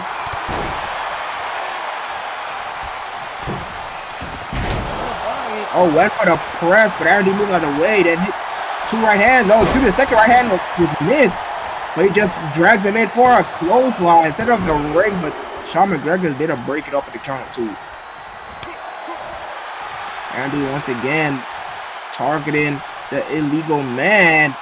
Oh, and he tosses him out. But that allows Ryan Scott to get back up to his feet. The distraction on the ropes. Pop up into Gurry. Captain Price gets there. Yes, now Ryan Scott going to have to dig deep. Fight by himself. Just like Aaron D did a little bit earlier. Oh, Aaron, Captain Price distracted him. Oh, throws him out. John McGregor back on his feet. Aaron Dean going after Sean McGregor. But maybe not. I don't know what this strategy is. Oh, he is. He absolutely is. Faked us. Yeah, he just started over the top rope. Once again, isolating Ryan Scott, but Ryan Scott with the popular Hurricane Rana. Wins the exchange, but took out Sean McGregor. Oh, Sean McGregor back up. Another Hurricane Rana. He's going for it. Is he set up correctly? Oh my goodness! Ring board European, but Captain Price right there to break it He off. absolutely knew about that move. Aaron Dean has done a great job avoiding whatever he could. Oh, wait. Submission here. Again, I know that's a muy bien. He has an arm hammerlock and then the leg, the single leg. Wait. Oh, he's rushing it back. He's rushing it back. Will Aaron Dean give it up? Will he tap here tonight?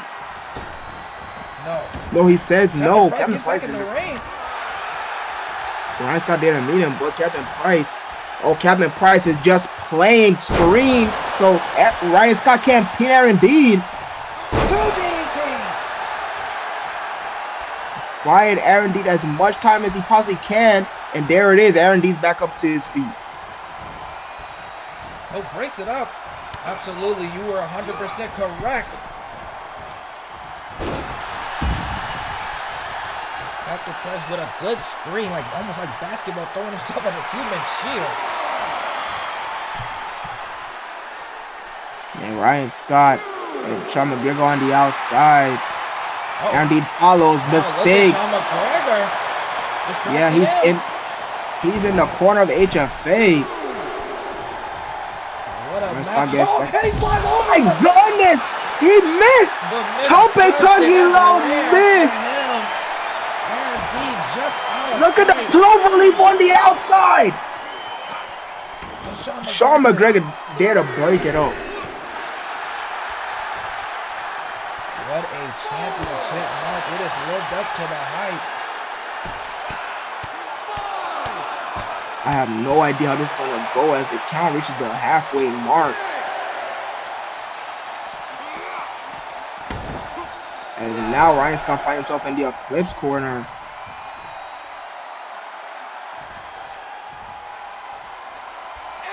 Hey. Uh-oh. Are they going to just let it count out? Obviously, I don't know if you can win the championship like that. Aaron Dean decides to go back out there. I think it might count since we don't have a champion, period. That's true. Oh, huge power bomb. My goodness. On the outside. I thought the Eclipse team might have just gotten tired of fighting HFA, so we'll take the count out. But no, Aaron Dean came out they want here. to prove they are the best. Right into our announce table. Right in front of us. Oh, Aaron Dean do. Hopefully nothing. Face first, and Ryan Scott goes. The water goes flying. Holds him in. Aaron Dean got to get back in himself. Taking his time. Taking his sweet time. Oh my goodness. Ryan Scott still down. Now finally gets back up to his feet. Can barely stand up.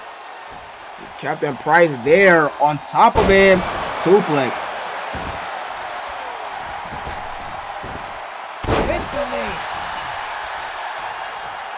We have never seen HFA in a situation like this before. Absolutely, but the Flips have done everything they can to get here. They want to put Captain this on. Price. Wait, but look at that Ryan Scott move. Missed the Meteora attempt. Would have been a double. He's just standing Ryan Scott. Now Ryan Scott takes out Sean McGregor.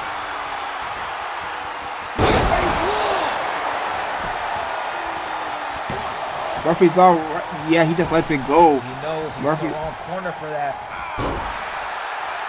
And that buys Sean McGregor enough time. The toe kick by Captain Price. Calling up center of the ring. Find miscarry position. Throw some into the ropes.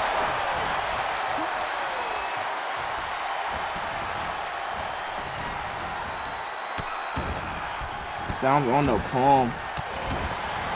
Paul McGregor. Let's just probably wonder what they have to Let's do it again. 6 times in a row. But once again, tags out to Aaron D. At least they're in their corner. Did a smart thing. Oh, look at this. Paul McGregor though, on an elbow. Sean McGregor, toe kick.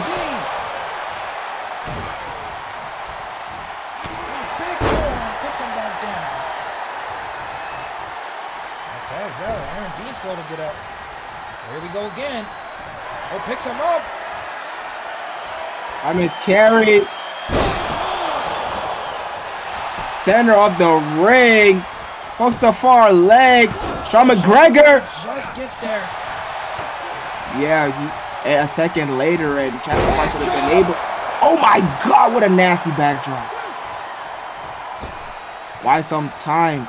Why is Scott trying to get some feeling back into his arms? Well, that bought him some time. Looks like he's still, Aaron Dean still delirious from that backdrop. He got dropped on his head. Dude, running Hurricane Rana by Ryan Scott. The match continues. What a war this has been. Combination toe kick, jawbreaker. Oh, going for the pin after that. Captain Price there to break it up. This match been going on for a very long time. Any move can end it at this point. Both of these teams are tired. Oh, it's the super kick. Super kick. What screw? My goodness. And Captain Price on the outside too. Captain Price is dead. No, but he's too late. HFA. HFA, the very first. Ryan Scott and Sean McGregor are the inaugural Friday Night Wrestling Tag Team Champions. Let's push them to the brink, but it won't matter.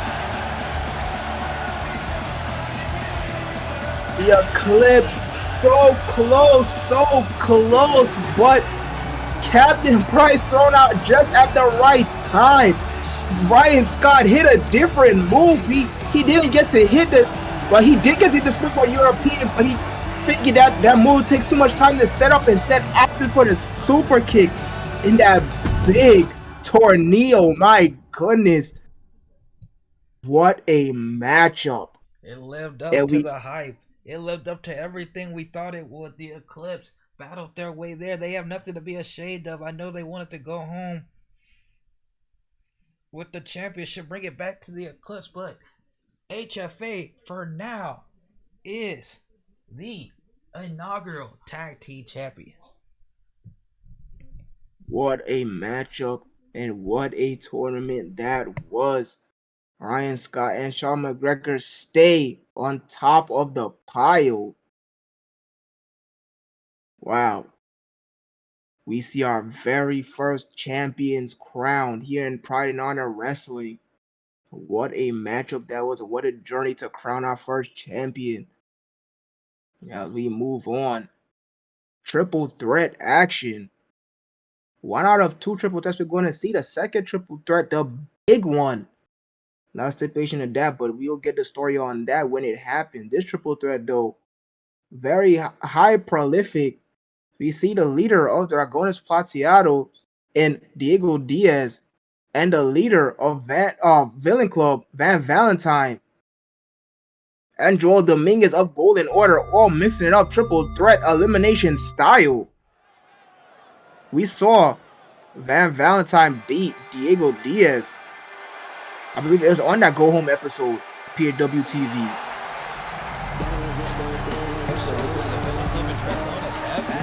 The following contest is a triple threat match. Making his way to the ring from Houston, Texas. Weighing in at 266 pounds. Yeah, another battle between the Villain Club and Dragones Plateados will occur here tonight. As Villain Club Van Valentine makes his way out here first.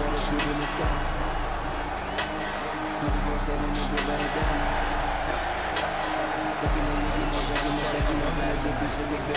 make it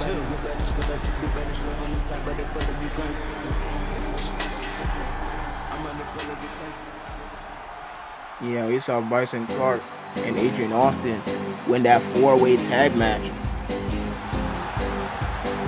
And, now we have our very first tag team champion, the one who's going to be the #1 contender for those. And his opponents, first, representing the Lucha Dragons, from El Salvador, weighing in at 255 pounds, Warlord Diego Diaz.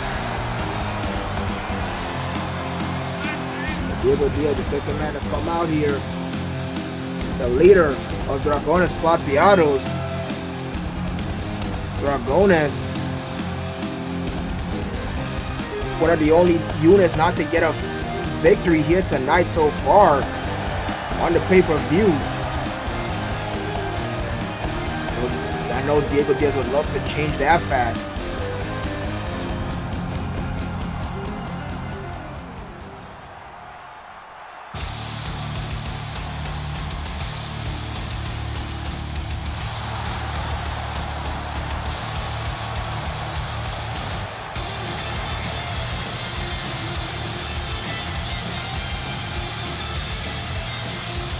The final man of the matchup, Joel Dominguez. Representing the Brotherhood from Athens, Greece, weighing in at 255 pounds, the Technician, Joel Dominguez. Well, making his debut. Yeah, maybe his 2 debut. Fumbled there. Trying to think about it on the go, but yes, this is first time being on pay-per-view.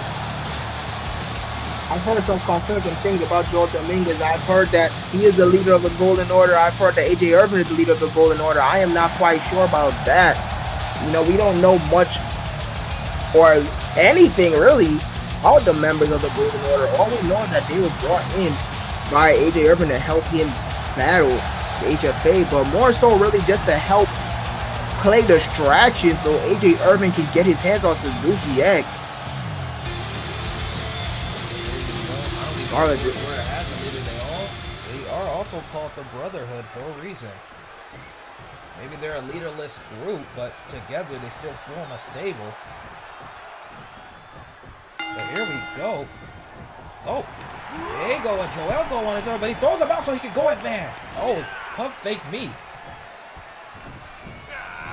Yeah, he throws Van, throw first on the top rope. Goes back after Joel, but with the punch right to the midsection, then the toe kick. Hey, clothesline. Now we finally get to see Joel. The one time we did see Joel in an actual ring, he lost by countout, so we didn't get to see a lot of Suzuki. One that lost by countout, but if that's anything, Suzuki's not normally the person who plays for the countout. But I should tell you a little bit of how dangerous this man might actually be. Yeah, some people are saying that Suzuki X straight out ran from Joel Dominguez.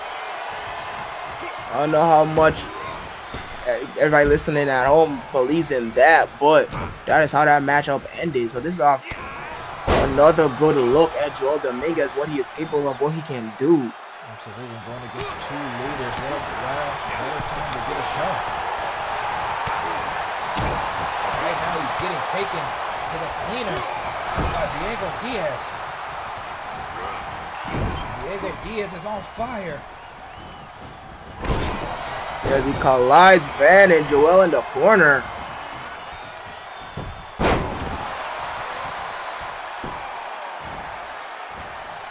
Yeah, Diego and Van, they're just making a beeline for each other. Only time that they're not. Oh my goodness, huge pump knee. Van once again rolls out. Release German suplex by Diego. Diego really is a house of fire here tonight. He wants to win for his unit. He is 0-2 versus the villain club. I know he's feeling the effect of that. Big spin off the top.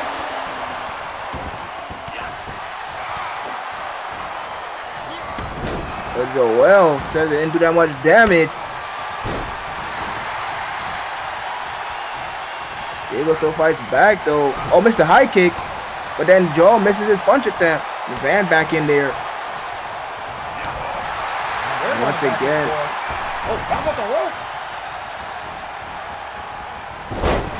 Sierra's connects for Diego Diaz. Oh, then a high kick for Joel as he's coming in. Now a suplex. Diego really just anything that moves. So far. I'm surprised he hasn't hit the ref at least once. Snake eyes. Bouncing. Big boot. Joel. Van. Gotta take advantage. Oh, look at this. Oh my goodness. I thought he was going to throw him outside the ring on top of Van. I thought so too. Oh. Turn him over. Sharpshooter. Done. Big move after big move. That running just threw him. I don't know if I can classify that as a powerbomb. He just launched him over his shoulder. Strength. Oh, but Diego Diaz fights out.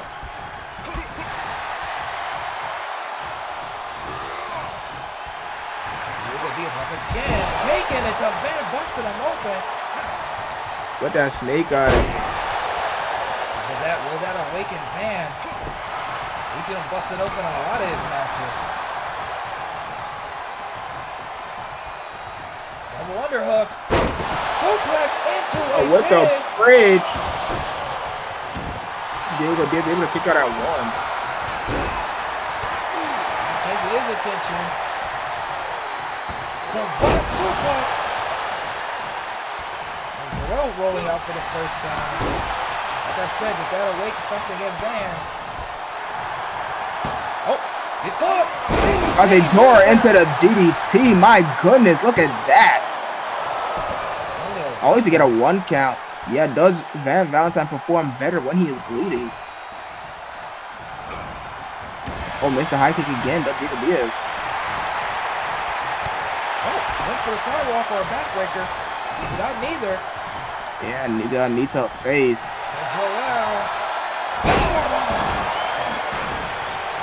Joel hasn't got that much offense in, but the offense that he has gotten is huge move.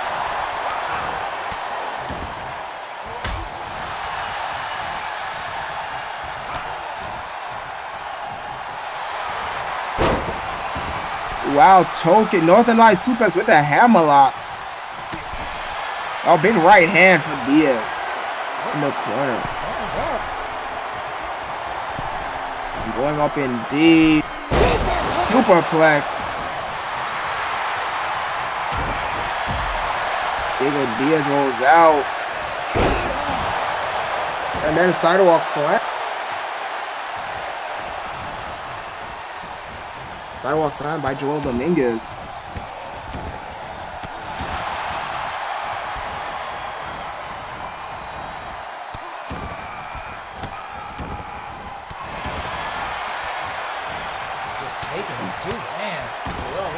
Showing us what he can do.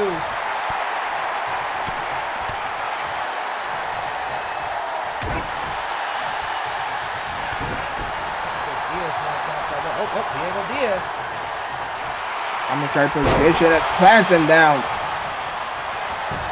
for the pin. This is an elimination triple threat. They will not be helping each other. Yeah, Van just watch. So keep going until there's one man. Oh, one for went for that across the door again, but it's blocked. Oh, look at that. Drop the arm and then stomps on it. They keep going to this one man left. Good for a knee. Oh, look at this. Joel! Oh my goodness. Toward the eyes, I believe that was. Oh, he gets a German. My goodness. Yeah, that was out of nowhere too. That Valentine is not a small man to be tossed around like that. That shows you the power.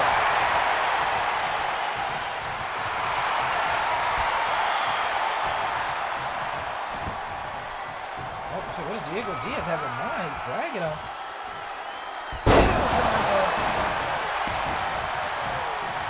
Oh, now they're both going for Van. Oh, Van just collapses. Power trip into the corner. good for Oh, but something. Joel says no with the back kick. Oh, look at that. Van elbow four. Out of nowhere. But he has to take the time to drag him away from the ropes. Yeah, we know that that move can knock you out. He's seen him knock out his own son with that move. Oh, now look at this. Look for the most of it, Joel. Oh, where? Yeah, dude, we're trying to Gun stun out of nowhere, my goodness. Oh, no, it's still not enough. That moment's hesitation probably caused that. Just go wrong. They're trying to get up, and he gets knocked back down. While Diego has a very straight and narrow priority list on Van, that gives Joel Dominguez enough time to recover, get back up to his feet. What a match this has been, though. Oh, hits him with the knee. Out the door into the DDT on Joel, then go right back to Van, and Joel rolls out.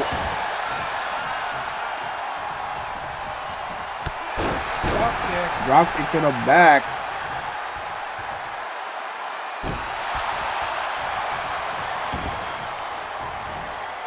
I want to pick him up. Van fights out. Van went for the elbow drop, missed it. Well, still slow to his feet. What a war from these three gentlemen. Yeah, we still have yet to see our first elimination. Oh, big goes on the both man. Oh, wait. Look at this. Sleeper. Oh, yeah, that session deep. Well, Van, give it up. And Van has to give it up. Yes, he does. Joel Dominguez makes Van Valentine tap out. My goodness. And then a high kick. Right on Diego Diaz. Wait.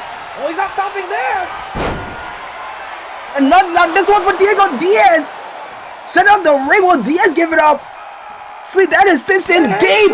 And oh my goodness. I can't even get the words out. Joel Dominguez taps out both Van Valentine and Diego Diaz back to back. In his first official pay-per-view match. Here is your winner, the Technician, Joel Look at him, he's hyped. Dominguez. Both eliminations back to back. Oh, and then the thumbs down went back to serious.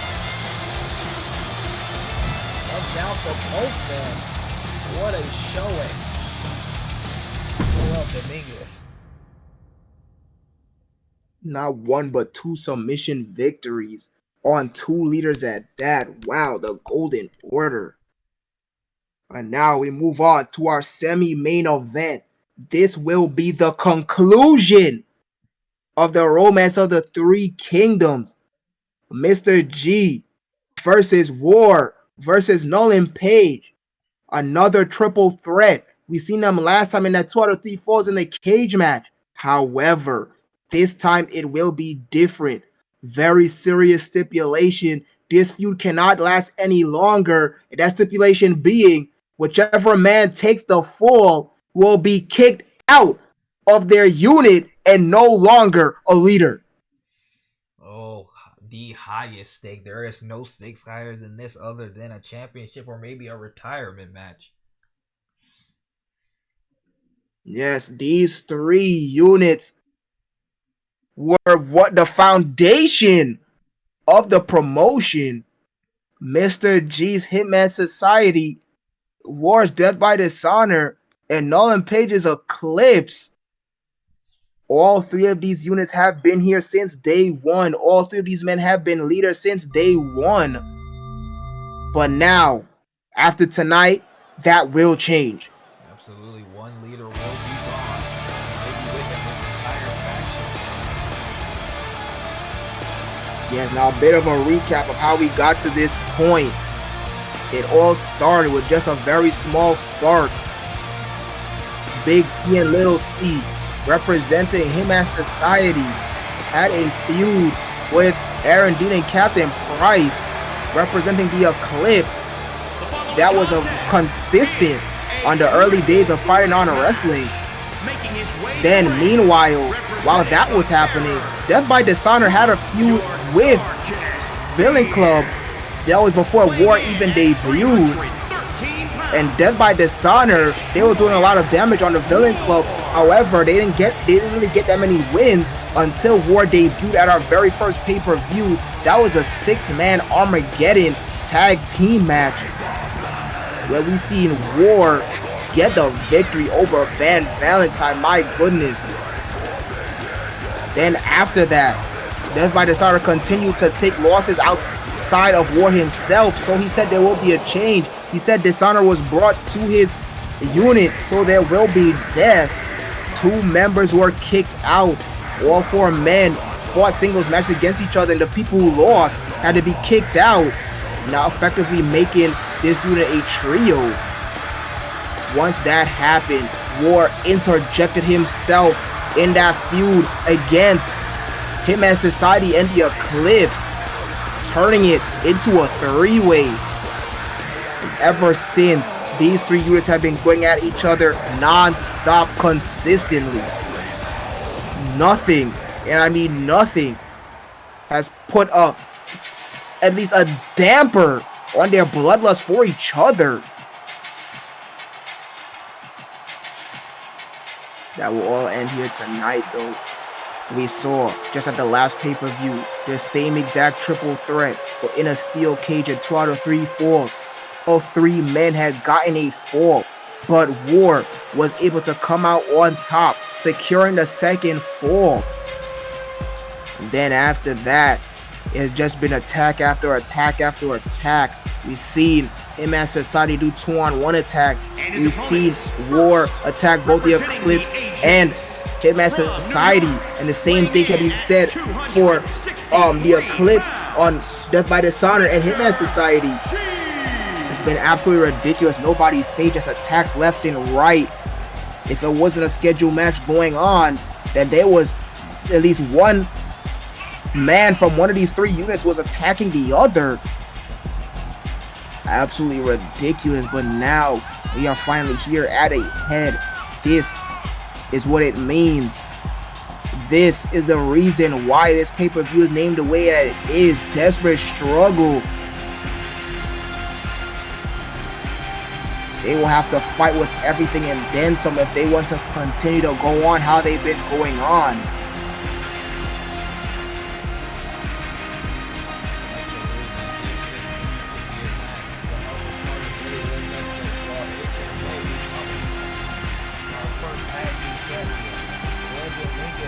Showing of a lifetime. Now what will we see out of these 3 men? This won't be like the last triple threat where nobody was attempting to break up anything. Everything's on the line here. Yeah, 1 fall to a finish, and the man who takes that fall will no longer be a leader and out of their unit. We've seen Mr. G beat Suzuki X in the main event of our very first pay-per-view. We've seen Nolan Page defeat Indigo West in that hellacious Iron Man match. And we've seen War win that Armageddon Hell in a Cell and that 2 out of 3 falls cage matches. Not 2 out of 3 cage matches.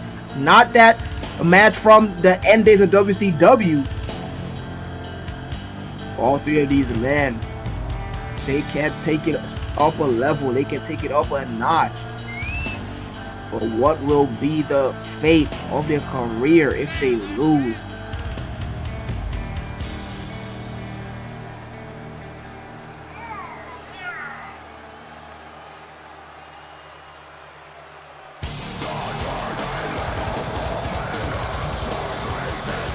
Adam Page, the last man in this triple threat coming out here. Neither one of these 3 men want to take that fall.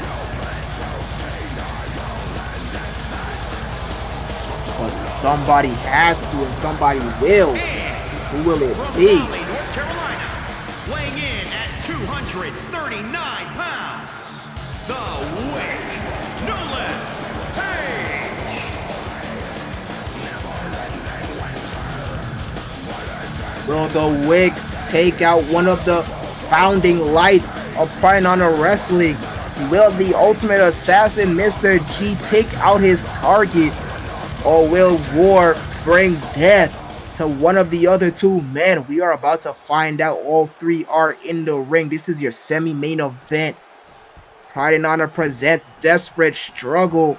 Here we go.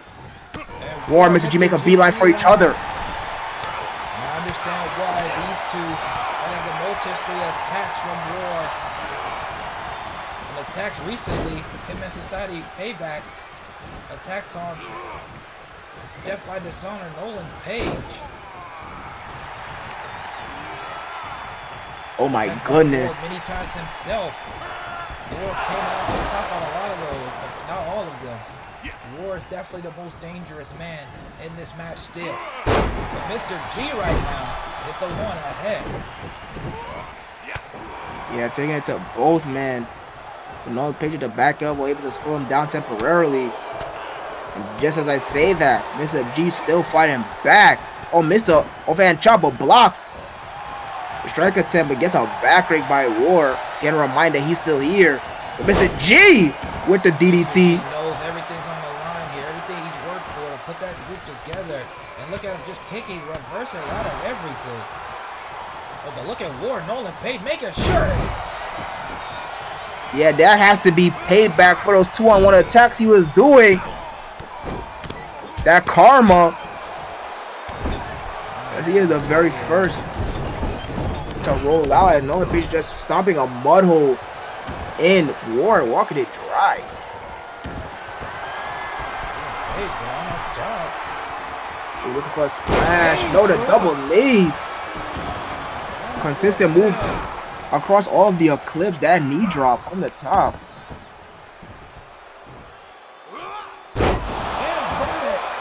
Suplex. Stomps, but we know Mr. G so well for. Yeah, with those boots. Sharp-toed boots. Mr.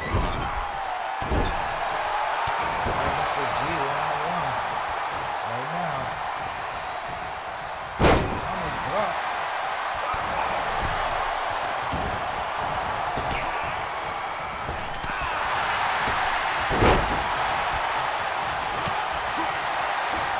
Mr. G still taking it to both men. He has not shown any signs of stopping. Neckbreaker.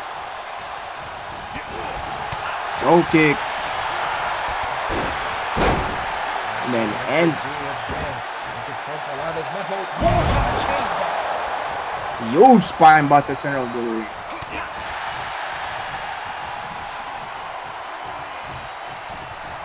No, they got the back door.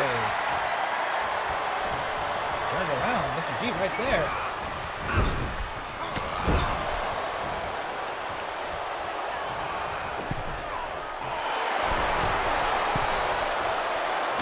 Nolan. Whoa, wow. Nolan going for Mr. G, Mr. G. Midnight Society and the Crystal Ones that started this. I don't remember if we've ever seen Nolan and Mr. G in a match one-on-one. I don't believe so. We started with the members underneath them, and then Ward just forcefully included them. Oh my goodness. I mean, he's not the one that loses out if he gets pinned.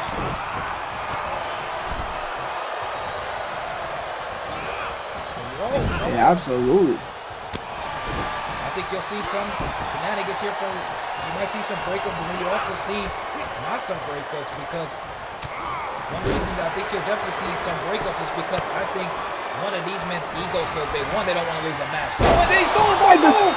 Yeah, he stole his own steady scene fight out of nowhere, but that War breaks that up. But another reason you'll see them break up each other's pin because they want to be one of the ones that end this. Their They ego want- will not allow for them not to be the one to put an end to one of these groups. They want to have the right to say, I put an end to so and so. I ended X. I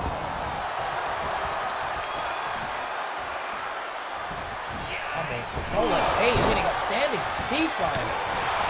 I Never saw that coming, but there's a reason he's the mentor of Rex Red. We see Rex Red use other people's moves too. even though he had that type of agility, that is not an easy move to hit as he rolls out. And now Ward, Mr. G, isolated Mr. G, House of Fire, taking it. Oh, we've seen Little C utilize this. Multiple times.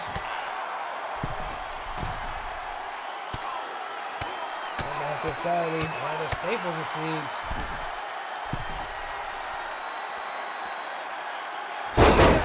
Milan, poison, run, and then Nolan Page, let's steal it. Lateral press. But Mr. G absolutely will not have his hard work stolen.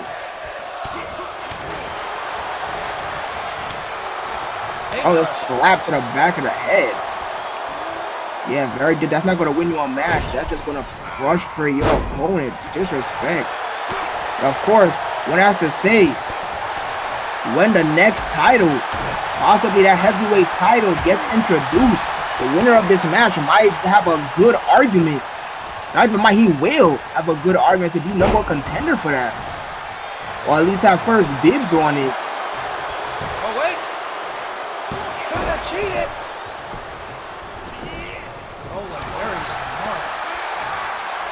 Mr. G turned around to see that. He knew that Ward would have get the roll break, but he turned around to see that Nolan Page was trying to cheat. And now a big clothesline for Ward as well.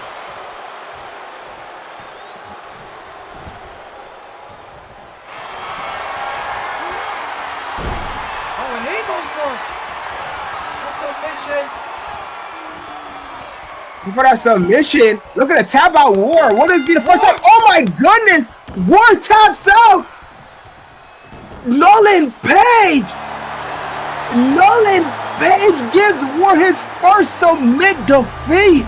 And Ward is gone from death by dishonor. Here is your winner, the Wake, Nolan Page. No wick! Ending the brightest light, the irony! In Ward, my goodness! Not only defeating him, but giving him his very first submit defeat! As it's deafening in here! Complete silence! The crowd can't even make out what to react, how to react to it. Nolan Page made sure to get rid of one of the scariest men in the entire PHW, handing his first submission defeat. Nolan Page feels like he put an end to death by dishonor here. Not only felt he put an end to death by dishonor, but putting an end to the myth and legend of War, that he just completely unstoppable. That submission defeat, reminding or proving to everybody in the locker room, in the back, that War is human. He can't be defeated. Wow. Shocked. Shocking indeed. I have no idea how to make of it. Nolan Page, seeming the most passive out of the three, but no. Wick said that he made a statement. No idea what's going to be next for Death by Dishonor. Once again, being leaderless. But you'll just have to find out the answer on the upcoming weeks of PHW TV as we move on to our main event, the final matchup for tonight, as we see Suzuki X lighting up the arena with the arrow, the leader of the HFA. Now this match is the biggest stakes on all of the card. AJ Irvin has so desperately, and I mean desperately, wanted to get his hands on Suzuki X, get a pinfall over him. He couldn't even get past Ryan Scott, so he had to find out a way to get to Suzuki X some other way. He's finally gotten to him, but because of how long he had to wait, all the trials, everything that he had to go through to get to him, he wanted the stakes high, and the stakes don't get any higher than this in Fight Honor Wrestling. It is a destruction match. 2 out of 3 falls. Falls count anywhere. Weapons allowed, hardcore. But not only that, there is a second stipulation to this match. The man who loses, the unit he belongs to, must disband. That is right, the person who loses this match, their unit will be gone. We have seen both units take huge victories here tonight. We just saw Joel Dominguez tap out Van Valentine and Diego Diaz back to back in the same match. And then we saw the HFA team of Ryan Scott and Sean McGregor become the inaugural PHW Tag Team Champions. But one of these units will no longer exist at the end of this night. Can you imagine if Suzuki X loses this match? Sean McGregor and Ryan Scott will no longer have a unit to bring those tag team titles back to. Everything is here on the line.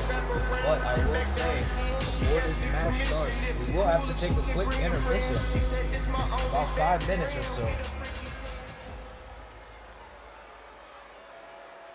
But the 2 men in are on the ring. But we will have to pause. We'll be right back.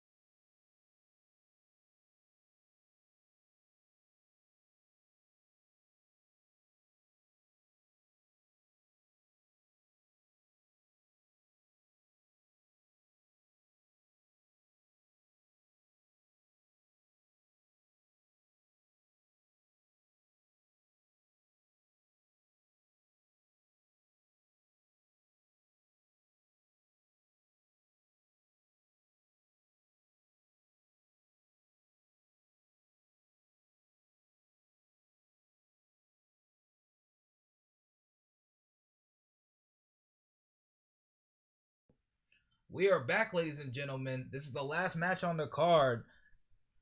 Something had to be taken care of real quick. But we are back. This is a PHW destruction match. 2 out of 3 falls. Extreme rules. Whoever loses, their group is disbanded. Don't forget falls count anywhere as well. Oh, both go for the kick. Amazing. Very martial arts movie-esque. Exploder by AJ Irvin. I had the same exact thing in mind. German, AJ Irvin has been waiting for the opportunity. He's beaten 2 of the leaders. He wants to beat even more. Make himself the leader killer, the leader hunter. It's already spelled on outside, I think. We've seen AJ Irvin in a match like this before with Van Valentine, the very first one, and what a hell of a match it was. AJ Irvin came out on top, pulling out moves we've never seen from him before. There just throws. Suzuki Edge just straight to the floor.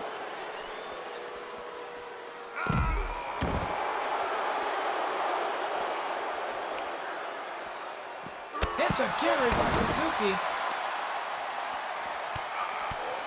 Water kick. Right to the Big face. caught him. Big kick to the chest. Yeah, Suzuki is not playing around here. Except for right there. Disrespects. I have disrespect in the face. Oh, big knee. Pump knee. Out of nowhere. Irvin. Could he be going for a weapon? Coming with a bat, running over. Oh, hit Suzuki. Twice. Suzuki trying to put a stop to it. Standing back for his kicks. Combination.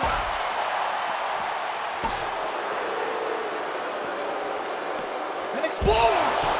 Oh, right on top of the bat at that. My goodness. And then gets the bat again.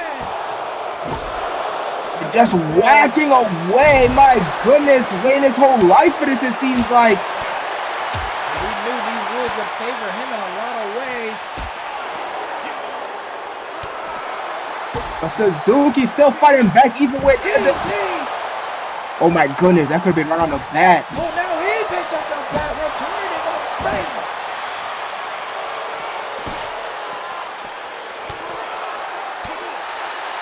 What a brawl it has been. We have never seen Suzuki act like this before. He's going to have to bring everything. His group is on the line. Big bicycle knee again.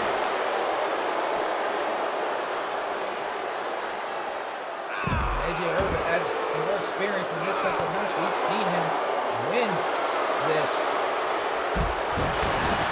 Yeah, there's only been one other PHW Destruction match, and he won it. Oh, takes the bat. Right to the midsection, across the back. My goodness. There's a right back up. By Suzuki, pop back up, hit him with a never, cut him off guard. Rolls him. Will they get back in the ring? They don't have to. I don't expect them to. You do have to wonder if Suzuki X would favor that. It absolutely would. It has the ropes and the turnbuckles.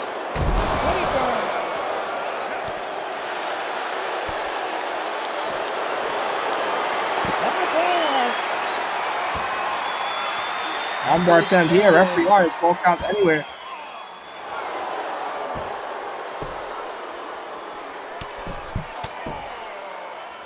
Oh, those 2 punches alone. I forced a laceration on AJ Irvin. Perfect shots, it seems. Underrated strike. Low blow to reverse the neck breaker. Right in the side of us. We ain't even looking at it. Oh, going for the pin. Oh, so close. Gets a 2 count. Oh, going for a running knee. Oh, but no, Suzuki moved out of the way. And hits a jumping DDT. Now he hooks a leg of his own. Cover 10 by. Oh my goodness, by Suzuki, but Irvin able to kick out at 2. Oh, Suzuki just walks right behind us.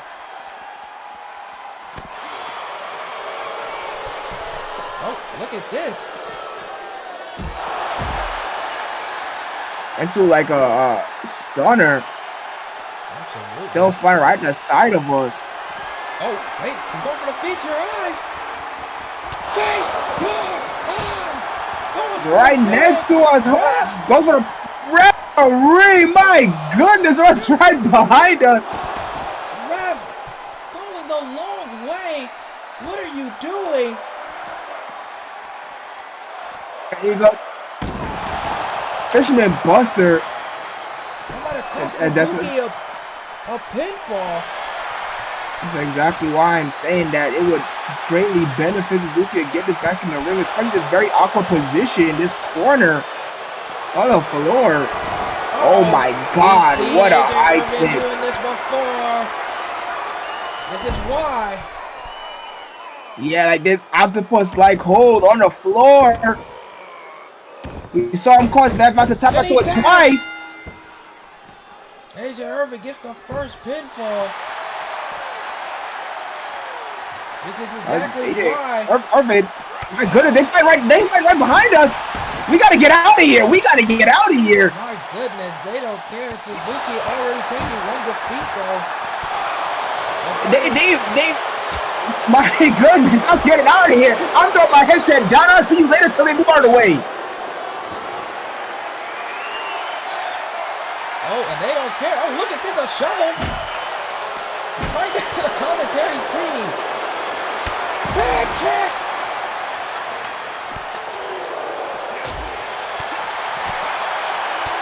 I was not coming back to this table until they moved away from us. Did you see Irvin with that ginormous shovel? Absolutely. Oh, Suzuki going absolutely insane. Damn near 30-hit combo. He's already taken 1 submission, though. He can't take another one.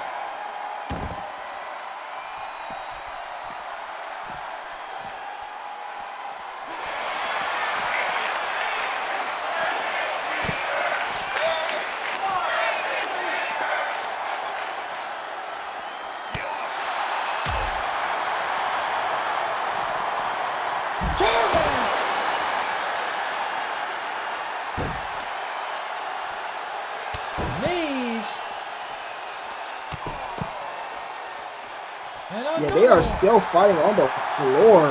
This match has not got back in the ring at all, but yeah, after that 40-hit combo, still gets a 2 count though. Suzuki now has to get 2 pinfalls back to back. He seemed to be done though, Van. Got the very first one. Uh-oh, he's in trouble. Right, Buster, right into a pin. Rolled through right into it. Oh my goodness. The HFA would have ended right there. Irvin coming right back over here. He wants a chair. And right across the knee. A second time. A third time. Suzuki kicks him right into the table. Then Irvin goes crashing right in front of the announce table. This is ridiculous. Once again, that jumping DDT. Now Suzuki with that shovel. Run right behind us. Oh, he went for whacking, but Irvin out of the way. Suzuki. Further away from my announce table, thank goodness. I don't know why he keep wanting to run behind us. I am not staying in the way of these crazy ass men. Another front knee. This is not looking good for Suzuki at all. Is Irvin looking for something else? That definitely favored AJ Irvin, and now a sledgehammer.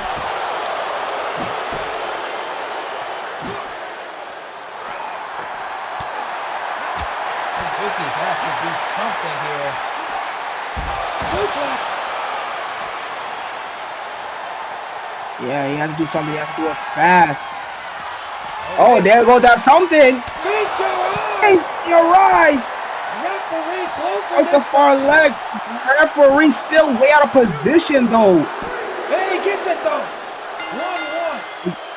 1-1. He gets the 4-1-1. Walks away. Don't forget for the Enzo! shovel. My God. Right between the eyes twice. But then Irvin gets it away. And then across the back. Suzuki rolls out the way. Oh my God. Right between the eyes. But now Suzuki gets it away. My goodness. The Irvin with the roll. But then, oh my God. They have traded shots with this shovel. I have not seen a shovel attack like this since Cactus Jack and Vader and WCW. Repeatedly on Suzuki X. My God, referee Is he gonna be able? This is ridiculous. My goodness, someone get that shovel away from him. Oh my goodness, he might kill him. Referee doing absolutely nothing. He finally stops. Oh my goodness, and he goes for the pinfall. Is that the end? Is that the end? It Yes, it is. AJ Irvin going absolutely insane. I don't know how many attacks with the shovel that was. But unfortunately, the High Flying Alliance is no more. The night ends on a bad note. AJ Irvin finally gets his way. The HFA must disband. This was the final time we will ever see this combination of men and those green colors we become to know and love. Maybe they might have what? Suzuki X for a while either after that. I don't even know if he could have a proper send-off for the biggest and strongest unit of the Pride and Honor Wrestling, another unit that's been here since day one, but unfortunately, that is no more. The landscape has completely changed. Irvin stands tall with his golden quarter, and that has been Desperate Struggle. What a pay-per-view it has been. I thank each and every one of you for joining us here tonight. What a night it was. What a way to end the year. How will the new year start? I can't even imagine. We crown our first champion. War is now no longer a leader, and the HFA is no more. We'll just have to find out next week on Saturday, next episode of PHW TV. But until then, you have been listening to the voice of Saber Kaniku and Vincent Vanitas.